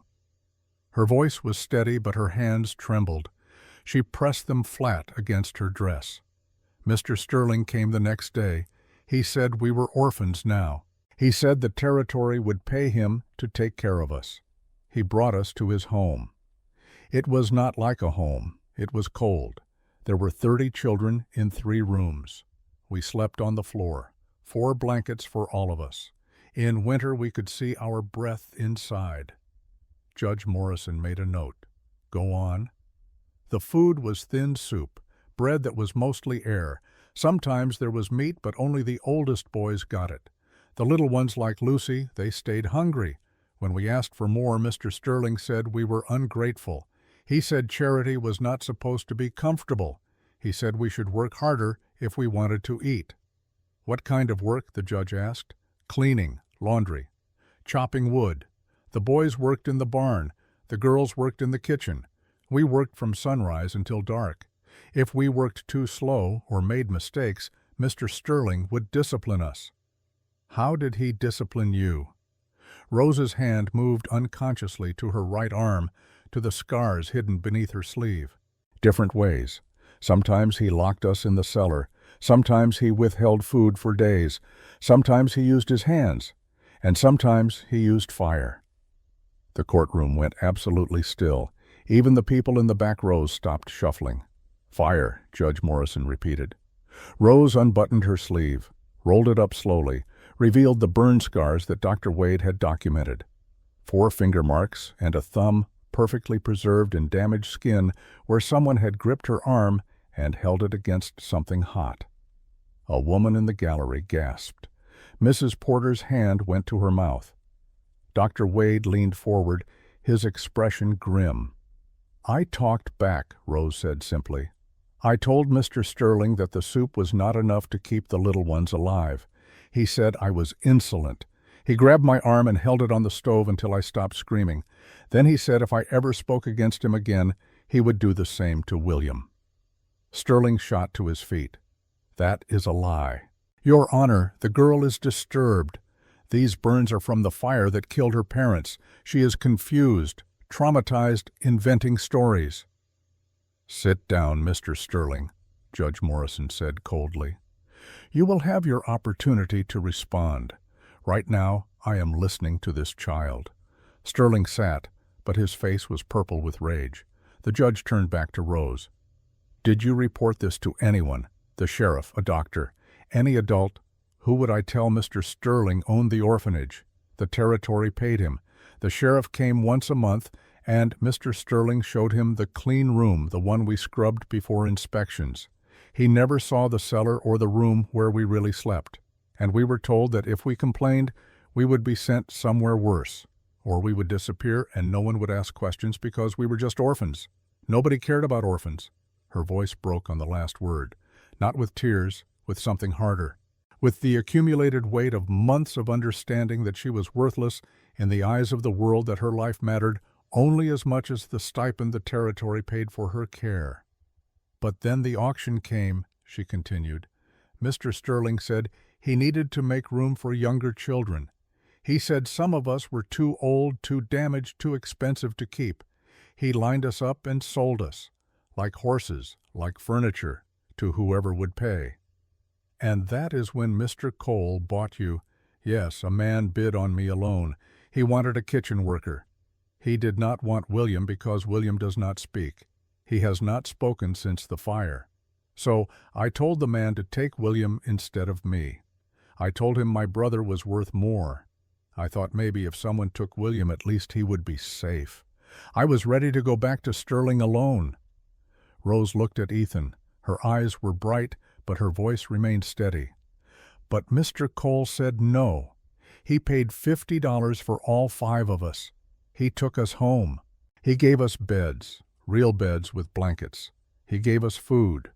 So much food we did not know what to do with it. He gave us kindness. He never hit us, never locked us up, never hurt us. He taught us things. He made Lucy shoes so her leg would not hurt. He let Daniel steal bread and did not punish him because he understood we needed to feel safe before we could trust. She paused, drew breath. Mr. Cole is not perfect. He burns pancakes and he does not know how to braid hair, and sometimes he does not know what to say when we are sad. But he tries. Every single day he tries. And that is more than anyone else ever did for us. Judge Morrison wrote for several moments. Then he looked up. Rose, I have one more question. If I rule that you must return to Mr. Sterling's care, what would you do? Rose's answer came without hesitation. I would run away. I would take William, and we would walk into the desert again. I would rather die free than live in that place. The courtroom erupted in whispers. Judge Morrison banged his gavel once. Silence returned. Thank you, Rose. You may step down. Rose walked back to her seat on shaking legs. Ethan stood as she approached, and without thinking, without asking permission, she walked into his arms and let him hold her. Just for a moment. Just long enough to remember that she was not alone anymore. Caldwell stood. Your Honor, with respect, we have just heard the testimony of a traumatized child who has been influenced by Mr. Cole. Her story is emotional but unverifiable. Burns could come from many sources. Hunger is subjective. She may believe what she is saying, but belief and truth are not always the same thing. Are you suggesting she is lying? I am suggesting she is confused. She has been with Mr. Cole for weeks. He has fed her, clothed her, provided comfort. She is grateful. Gratitude can color memory, can make the past seem worse than it was, and the present better than it is. Judge Morrison looked at Rose sitting now between Ethan and her siblings. She did not seem confused to me. She seemed remarkably clear. Children are impressionable. Your Honor, they can be coached. Are you accusing Mr. Cole of coaching these children to lie? Caldwell hesitated. It was a dangerous accusation to make without proof. I am saying we should be cautious about accepting the word of a 10-year-old girl against a man who has run a licensed institution for 2 decades. Before the judge could respond, a commotion erupted at the back of the courtroom. The door burst open. Sheriff Jacob Tate entered, his face grim. Your Honor, I apologize for the interruption, but we have a situation. What kind of situation, Sheriff? The youngest Hayes boy, William, he is missing. The words hit like a physical blow. Rose went white. Ethan stood so fast his chair toppled backward. Missing? Ethan's voice was dangerously quiet. What do you mean missing? He was with the other children in the hallway during the recess. One of my deputies was watching them. He turned away for a moment, and when he looked back, the boy was gone. We have searched the courthouse. He is not here. Rose grabbed Ethan's arm. Sterling took him. He took William. All eyes turned to Sterling. He remained seated, his expression carefully neutral. I have been in this courtroom the entire time. How could I have taken anyone? Not you, Rose said, her voice rising. Your men, the ones you hired to do your dirty work. Jacob stepped forward. Mr. Sterling, I need to ask you directly. Do you know where William Hayes is? I have no idea. Perhaps the boy simply wandered off. He is mute and traumatized. Who knows what goes through his mind? But Rose saw it, a flicker in Sterling's eyes, a tiny satisfied smile that appeared and vanished in less than a second. He had done this, or ordered it done. He was reminding them all that he still had power, that he could reach out and take what he wanted, that crossing him had consequences. Ethan saw it too. He moved toward Sterling with the deadly purpose of a man who had killed before and would do so again without hesitation. Jacob stepped between them. "Cole, no. Not here. Not like this. He took my son. We do not know that. I know it. Look at his face. He knows exactly where William is." Judge Morrison's gavel came down like thunder. "Order everyone sit down. Sheriff, organize a search party immediately. Mr. Sterling, if you have any information about this boy's whereabouts, I strongly suggest you share it now." Sterling spread his hands in a gesture of false innocence. "Your Honor, I am as concerned as anyone, but I cannot help with information I do not possess." The courtroom dissolved into chaos. People were standing talking, moving toward the doors to join the search. Rose was crying now, really crying, the kind of tears that come from absolute terror. Lucy clung to Daniel. Esther's slate fell from her hands and shattered on the floor. Ethan knelt in front of Rose, gripped her shoulders. "Listen to me. I will find him. I promise you I will find him." "What if Sterling hurts him? What if he—" "I will not let that happen. Do you trust me?" Rose nodded through her tears. "Yes." "Then trust me now. Stay here with Sheriff Tate. Keep your brother and sisters safe. I am going to bring William home." He stood, turned to Jacob. "Which direction?" "We do not know. He could be anywhere." "No. Sterling would not risk keeping him close to town. Too many witnesses. He would take him somewhere isolated, somewhere he has control." Dr. Wade pushed through the crowd. "Sterling has a cabin, 15 miles north. He uses it for hunting. If I were hiding a child, that is where I would go." Ethan was already moving toward the door. Jacob followed, calling for deputies. Mrs. Porter grabbed Ethan's arm as he passed. "Bring him back," she said. "That boy needs you." "I know." Outside, the winter afternoon was fading toward evening. The sun hung low and red on the horizon. Ethan's horse was tied near the courthouse. He untied it, swung up into the saddle.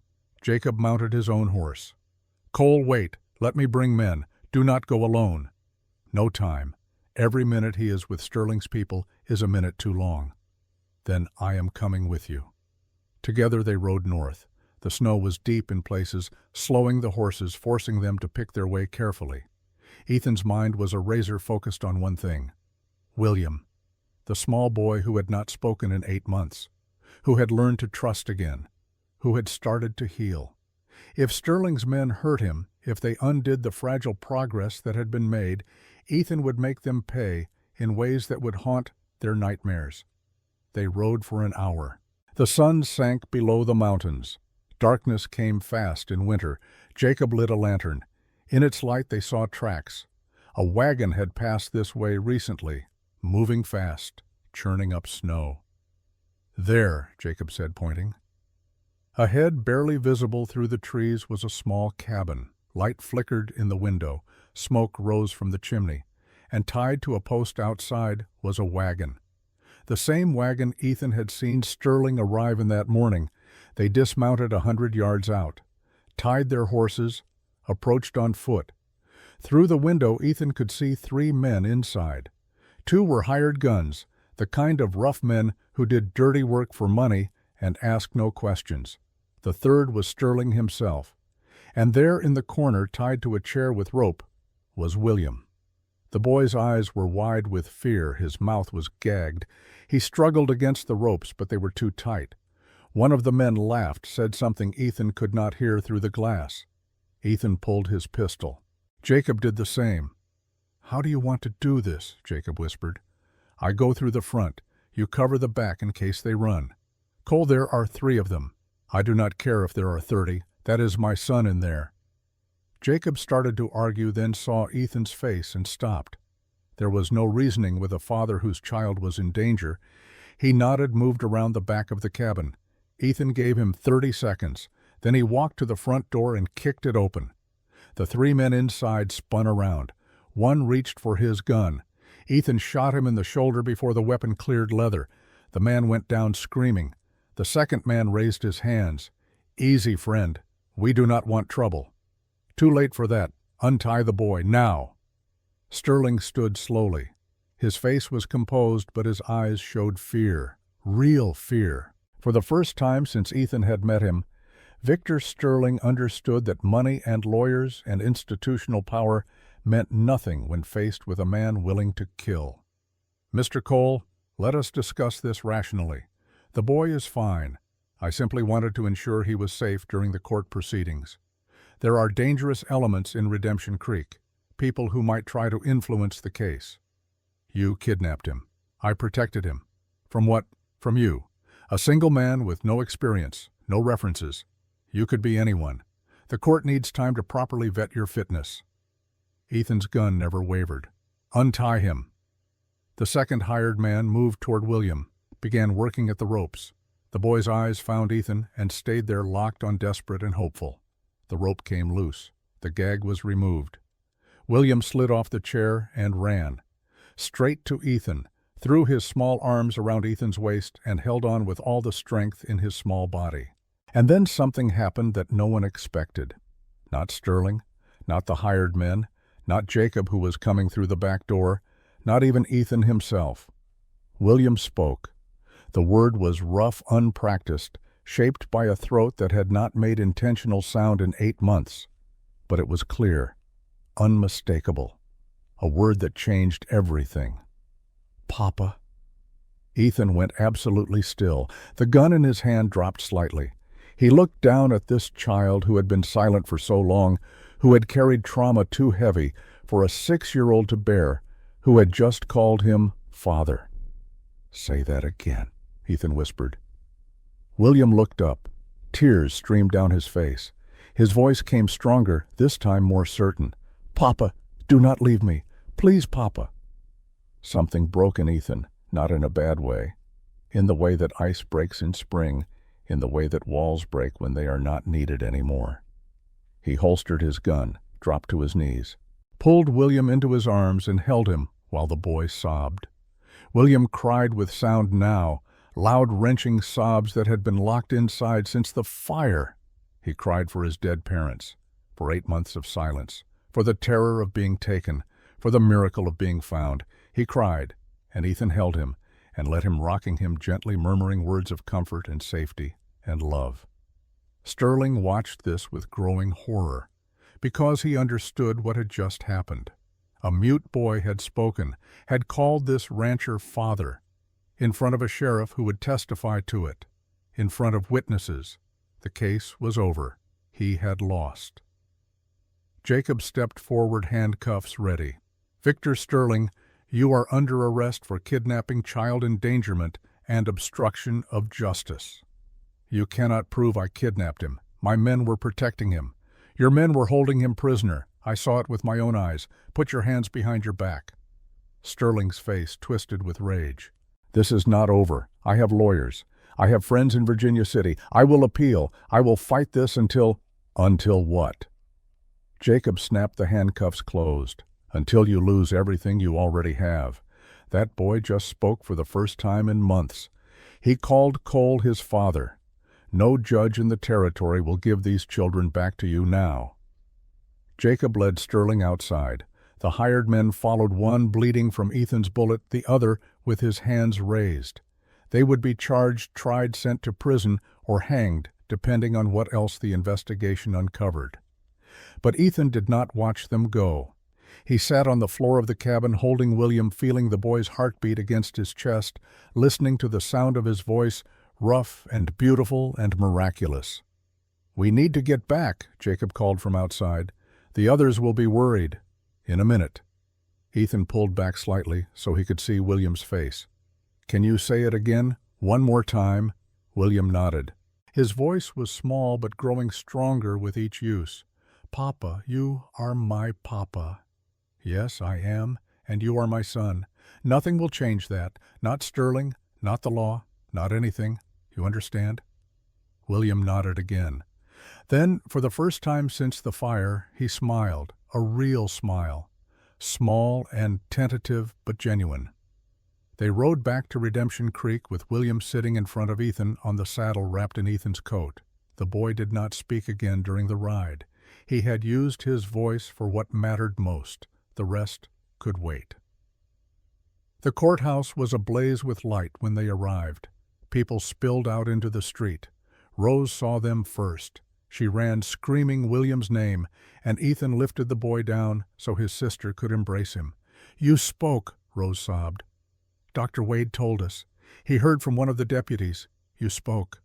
William nodded, looked at Ethan. "Papa." Rose looked at Ethan too. Her face was wet with tears, but her expression was fierce with joy. "He called you Papa." "He did." Are you our Papa?" Ethan looked at the five of them, Rose and William, Daniel and Lucy and Esther. These children who had been sold and starved and broken. These souls who had somehow found the courage to trust one more time. "If you will have me," he said. Rose threw her arms around him. Daniel joined her. Lucy limped over and added her small arms to the embrace. Esther wrote on a new slate someone had given her, "Our Papa." She held it up so everyone could see.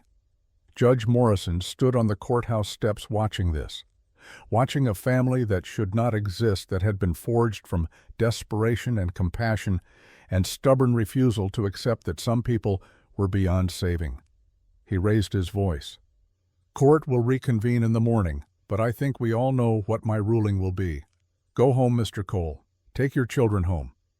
They rode back to the ranch under stars so bright they seemed close enough to touch. William sat with Ethan. The others rode in the wagon with Jacob, who had volunteered to drive them so Ethan could focus on the boy who had found his voice. "Will you talk now?" Ethan asked quietly. "Or was that just for emergencies?" William thought about it. "Maybe both. Talking is hard, but I will try, for you. You do not have to try for me. You just have to be you, however that looks. Even if I am still mostly quiet. Even then." They rode in silence for a while. Then William spoke again, the words coming slow but certain. "My mama used to say that family is the people who find you when you are lost. She said that sometimes the people who love you are not the ones you are born to, but the ones you choose, or the ones who choose you." Ethan's throat tightened. "Your mama was right. She would have liked you, I think. I wish I could have met her." "Me too." William leaned back against Ethan's chest. "But I think she sent you to us. Her and your Sarah. I think they are friends up there. I think they planned this." Ethan looked up at the stars, at the vast Wyoming sky, at the universe that was cold and indifferent to human suffering, but that sometimes, just sometimes, aligned in ways that felt like grace. "Maybe they did," he said. "Maybe they did." They reached the ranch as midnight approached. Ethan carried William inside while the others followed. They were too exhausted for celebration, too drained for anything except sleep. But before they went to their rooms, Rose spoke one more time. "Thank you for coming for him, for not giving up. I will never give up on any of you. That is a promise I can keep." She nodded, believed him, because he had proven it. Not with words, but with action, with riding into danger, with facing down armed men, with bringing her brother home. The children went to bed. Ethan sat alone by the fire, feeling the weight of the day settle onto his shoulders. Tomorrow they would return to court. Judge Morrison would make his ruling official. The law would finally recognize what Ethan already knew in his bones. These were his children. This was his family. And nothing, not sterling or poverty or the skepticism of an entire town, would ever change that again. Outside, the wind whispered through the pine trees. Inside, 5 children slept safe and warm. And somewhere between earth and stars, Ethan Cole allowed himself to believe that broken things could be made whole, that love was stronger than law, and that sometimes, against all odds, hope was enough. The trial would end tomorrow, but the family they had built would last forever. The courthouse bell tower, empty though it was, seemed to echo with an invisible chime as Judge Morrison stood. Every person in that courtroom held their breath. Ethan's hands gripped the edge of the wooden bench until his knuckles went white. Rose stood beside him, one arm around William, the other reaching for Lucy. Daniel and Esther pressed close, all 5 children united in their terror and hope. Judge Morrison removed his spectacles, cleaned them slowly with a handkerchief, replaced them. The silence stretched like a wire pulled too tight, ready to snap. "I have been a judge for 30 years, he began, his voice carrying the weight of every case, every decision, every life he had altered with his words. "I have heard thousands of cases. Most are straightforward. The law is clear, the facts undisputed, the outcome predetermined. But some cases, a rare few, require more than legal interpretation. They require wisdom, compassion, the courage to see beyond precedent to what is right." He looked at Sterling. "Mr. Sterling, you have operated your facility for 2 decades. Your paperwork is impeccable. Your legal arguments are sound. By the strict letter of territorial law, you have a case. But law exists to serve humanity, not the other way around. And the evidence presented today, both documentary and testimonial, paints a picture of an institution that has failed its fundamental duty to protect the vulnerable." Sterling's face reddened. His lawyer began to rise. Judge Morrison raised a hand. "I am not finished. The medical evidence shows chronic neglect, malnutrition, injuries consistent with abuse.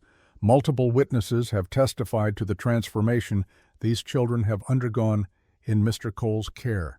And most damning of all, the children themselves have spoken. Rose Hayes stood in this courtroom and told the truth with a courage that shames us all for allowing such conditions to exist." He turned to Ethan. "Mr. Cole, you violated proper procedure. You bypassed every legal channel designed to protect children from unsuitable guardians.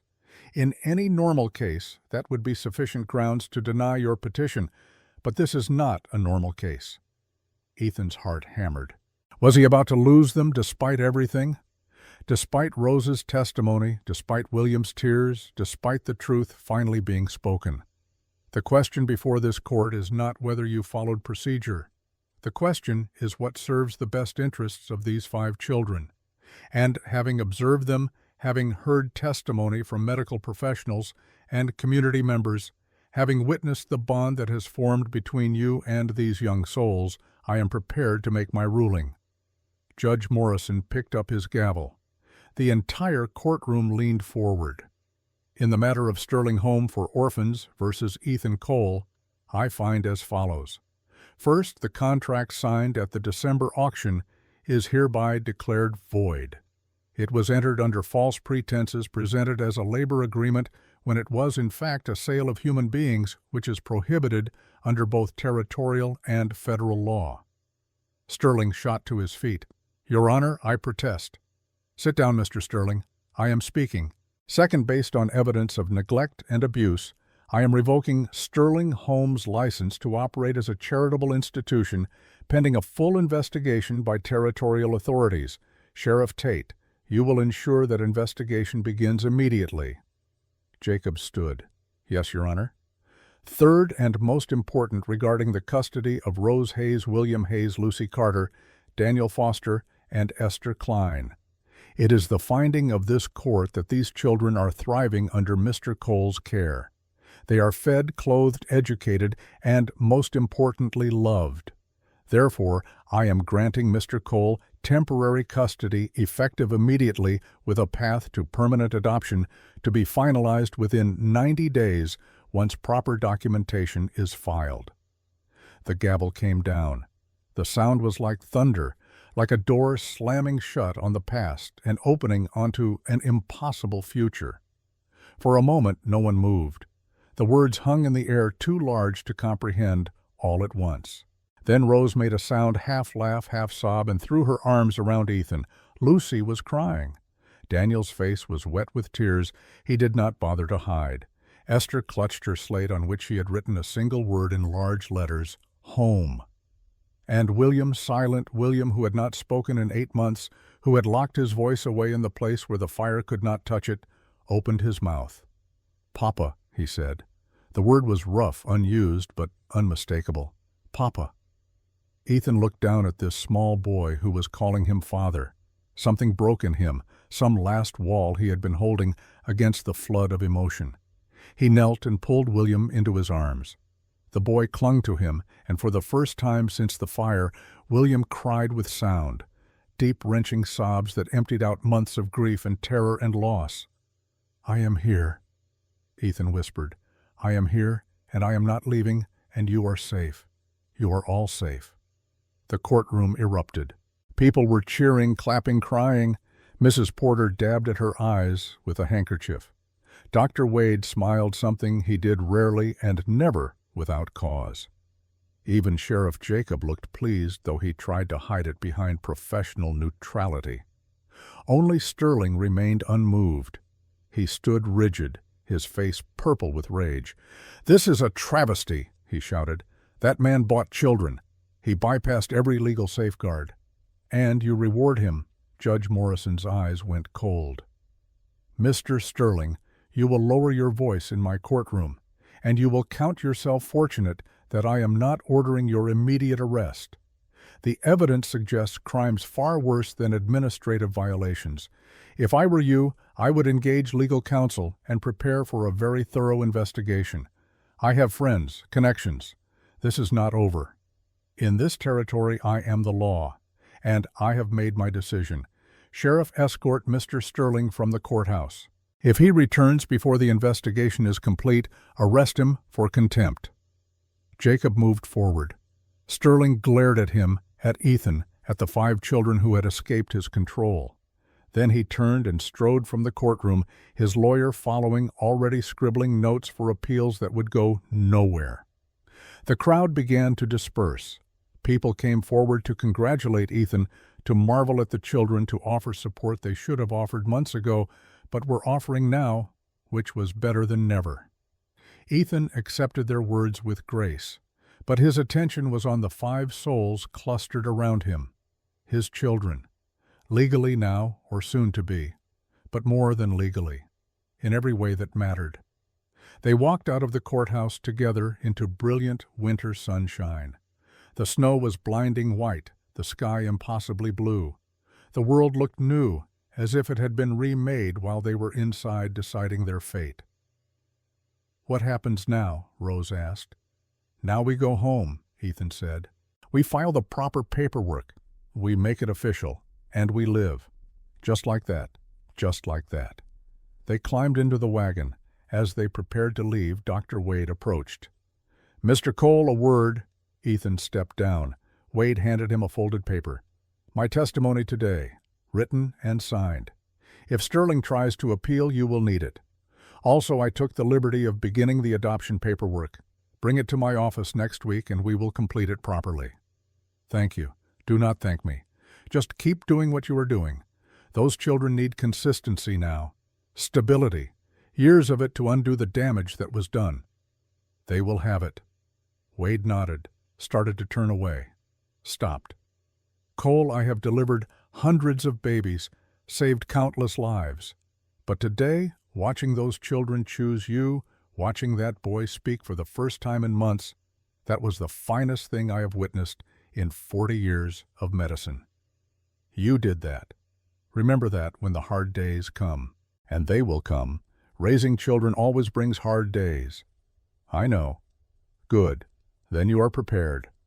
The wagon rolled out of Redemption Creek toward the ranch. The children were quiet, not from fear, but from exhaustion. They had fought their battle and won.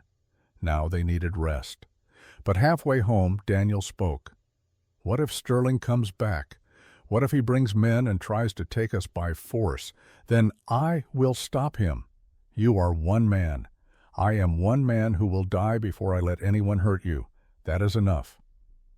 Daniel considered this, nodded slowly. It was enough. For now, it was enough. They reached the ranch as sunset painted the snow gold and pink. The house stood solid smoke rising from the chimney where Ethan had banked the fire that morning. Home. It had been home for weeks, but now it was official. Legal. Permanent. That night, they celebrated. Ethan cooked the best meal he could manage, which was still not great, but the children ate it with enthusiasm. They laughed, told stories, made plans for spring planting, for new rooms to build for the future that stretched ahead of them like an unwritten book. Later, when the younger children were asleep, Rose and Daniel sat with Ethan by the fire. "I want to tell you something," Rose said, "about my mother."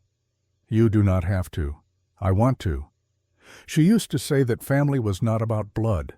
It was about who stayed, who chose you every day, who loved you even when you were difficult and broken and impossible."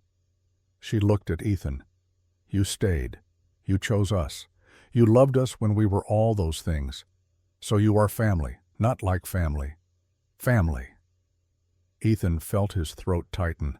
Your mother was wise. She was, and she would have liked you. They sat in comfortable silence. The fire crackled. Outside, the Wyoming night was cold and dark and vast. But inside, they were warm. 25 years later, on a spring morning in 1901, a very different scene unfolded at that same ranch. The house had grown. New wings had been added, rooms built to accommodate the expanding family. The barn had been rebuilt twice. The fields were productive, the livestock healthy. The ranch that had been one man's lonely refuge had become something else entirely. A legacy, a testament to what love could build. Ethan Cole, now 63 years old, sat on the porch in his rocking chair. His hair was white, his face weathered by decades of sun and wind, his hands gnarled with age and work. But his eyes were still sharp, still kind, still capable of seeing what mattered. Around him, the evidence of those 25 years played out like a living painting. Rose, now 35, stood near the vegetable garden with her husband, a doctor who had studied under Wade. They had 3 children, 2 daughters and a son. The oldest daughter was teaching the youngest to plant seeds, showing her the same patience Rose had once shown Lucy. William, 31 and no longer silent, served as deputy sheriff of Redemption Creek. He stood tall and confident, his voice strong when he spoke to his 2 young sons about responsibility and courage. His wife waved from the kitchen window, where she was preparing food for the family gathering. Lucy, 29, walked without a limp now. Ethan's shoes had been replaced over the years by professional orthotics, but she kept the original pair in a glass case in her home. She had married a carpenter, and they had 4 children, none of them afflicted with her condition, all of them taught that different was not the same as defective. Daniel, 37, managed the ranch. He had taken Ethan's small operation and expanded it, applying the work ethic learned from desperation and the business sense learned from watching Ethan build something from nothing. He had 5 children of his own, deliberately choosing that number in honor of the family that had saved him. And Esther, 33, unmarried by choice, lived in a small cottage on the property. She had become a writer. Her silence transformed into words that filled books. Her latest work, a memoir titled 5 Orphans. One father sat on bestseller lists across the country, telling their story to people who needed to hear that redemption was possible.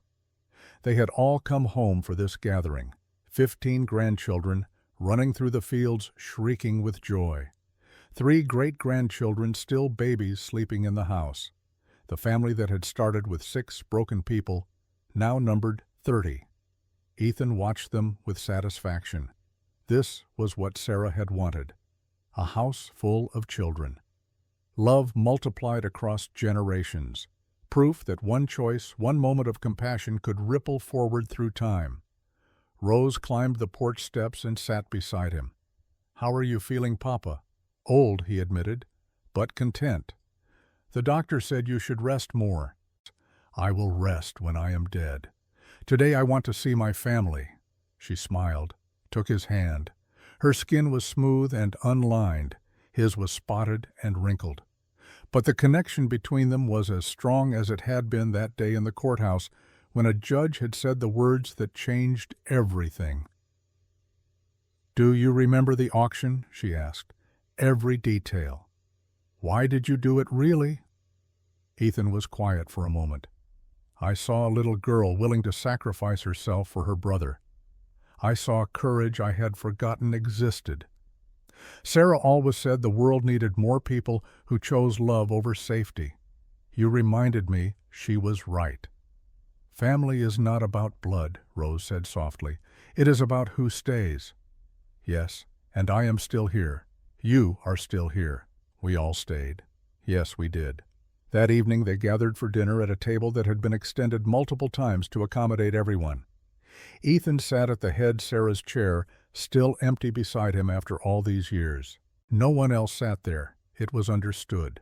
That space belonged to the woman who had dreamed this into being, even if she had not lived to see it.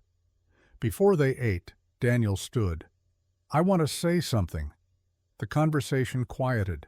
30 people turned their attention to the oldest of the original 5. 25 years ago, we were sold at an auction. We were starving, beaten, told we were worthless. And then this man, a stranger who owed us nothing, paid $50 and changed everything. He gave us food, shelter, education. But more than that, he gave us what we had never had, a father, a real one, who stayed even when it was hard, who fought for us even when it was easier to walk away, who loved us even when we were too broken to believe love was real. Daniel's voice cracked. Papa, we were supposed to be nothing, and you made us everything. Thank you for choosing us, for keeping us, for being exactly what we needed when we needed it most. 30 voices echoed the sentiment. 30 people who existed because one man had decided that 5 broken children deserved a chance. Ethan tried to speak, could not. Settled for nodding, for blinking back tears, for accepting the love being poured out around this table. After dinner, after the children had been put to bed and the adults had said their goodnights, Ethan walked to Sarah's grave. The oak tree had grown massive over the decades, its branches spreading like protective arms over the small stone. He knelt with difficulty, his old knees protesting, placed his hand on the cold marble. I did it, he whispered. Everything you wanted, 5 children, now 15 grandchildren, 3 great-grandchildren, the house is full. There is laughter, there is love. You would be so proud of them, Sarah. They are magnificent. He sat there for a long time, feeling the weight of years, the accumulation of joy and sorrow and ordinary moments that had built this extraordinary life. When he finally stood, Rose was waiting a respectful distance away. You should not be out here in the cold, Papa. I needed to tell her. She knows, I am sure she knows. They walked back to the house together. Inside, Esther was reading to some of the grandchildren. William was playing checkers with his sons. Lucy was knitting by the fire. Daniel was reviewing accounts, making sure the ranch would thrive into the next generation. Ethan settled into his chair, looked around at this family that should not have existed, this legacy built from one act of compassion on a frozen December morning so long ago. 2 days later they found him. He had walked to Sarah's grave just after dawn, sat down with his back against the oak tree, and quietly, without fuss or drama, stopped breathing. He died as he had lived those final 25 years, surrounded by love, even if that love was present only in memory and earth, and the whisper of wind through new spring leaves. They buried him beside Sarah. The entire town came. People who had judged him, who had doubted him, who had eventually come to see that he was right and they were wrong. They came to honor a man who had proven that one person could make a difference, that broken things could be mended, that love was stronger than law or money or institutional power. The headstone was simple. Ethan Cole, 1838 to 1901, beloved father, savior of 5, guardian of generations.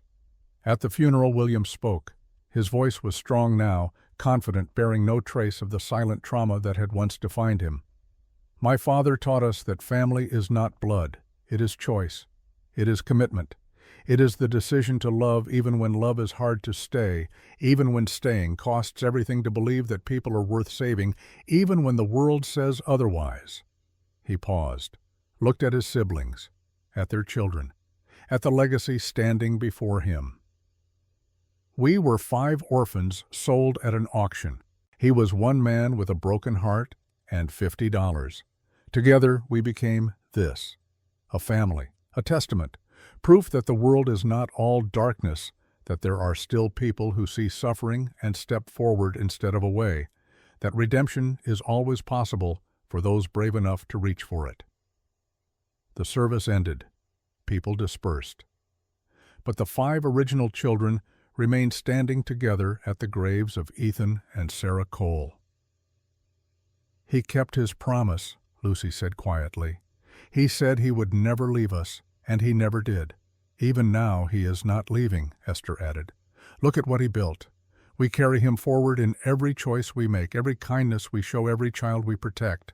Daniel knelt, placed his hand on the fresh earth. "We were supposed to be nothing. He made us everything. I will spend the rest of my life trying to be worthy of that." Rose was the last to speak. "He saved us." But he would say we saved him too, and maybe that is the real lesson. That salvation is never one direction, that broken people can heal each other, that love, real love, transforms everyone it touches. They stood together as the sun rose higher, as the spring wind blew warm across the Wyoming plains, as the world continued turning indifferent to grief, but forever changed by the love that 6 people had built in defiance of every odd against them. Years later, Esther would add a final chapter to her book. She would tell of the funeral, of the legacy, of how 5 orphans had become the foundation of something larger than any of them had dreamed possible. She would write the words that Ethan had lived, but never spoken the truth that had guided him through every hard choice. And the choice to love, to stay, to fight for those who cannot fight for themselves, that choice ripples forward through time, touching lives that will never know the name of the person who started the chain, but will benefit from it nonetheless. The book ended with a simple sentence, one that captured everything Ethan Cole had been, everything he had given, everything he had proven possible. We were 5 orphans. He was one father. Together we were enough. The story closed, but the legacy lived on, in children and grandchildren and great-grandchildren. In a ranch that still stood still, thrived, still welcomed those who needed shelter. In a town that remembered the day a single man had stood against institutional power and won. And in the hearts of 5 people who had been bought for $50 and had been given in return something worth infinitely more: a home, a family, a future, and the knowledge carried forward through generations that one person's compassion can change the world. The end.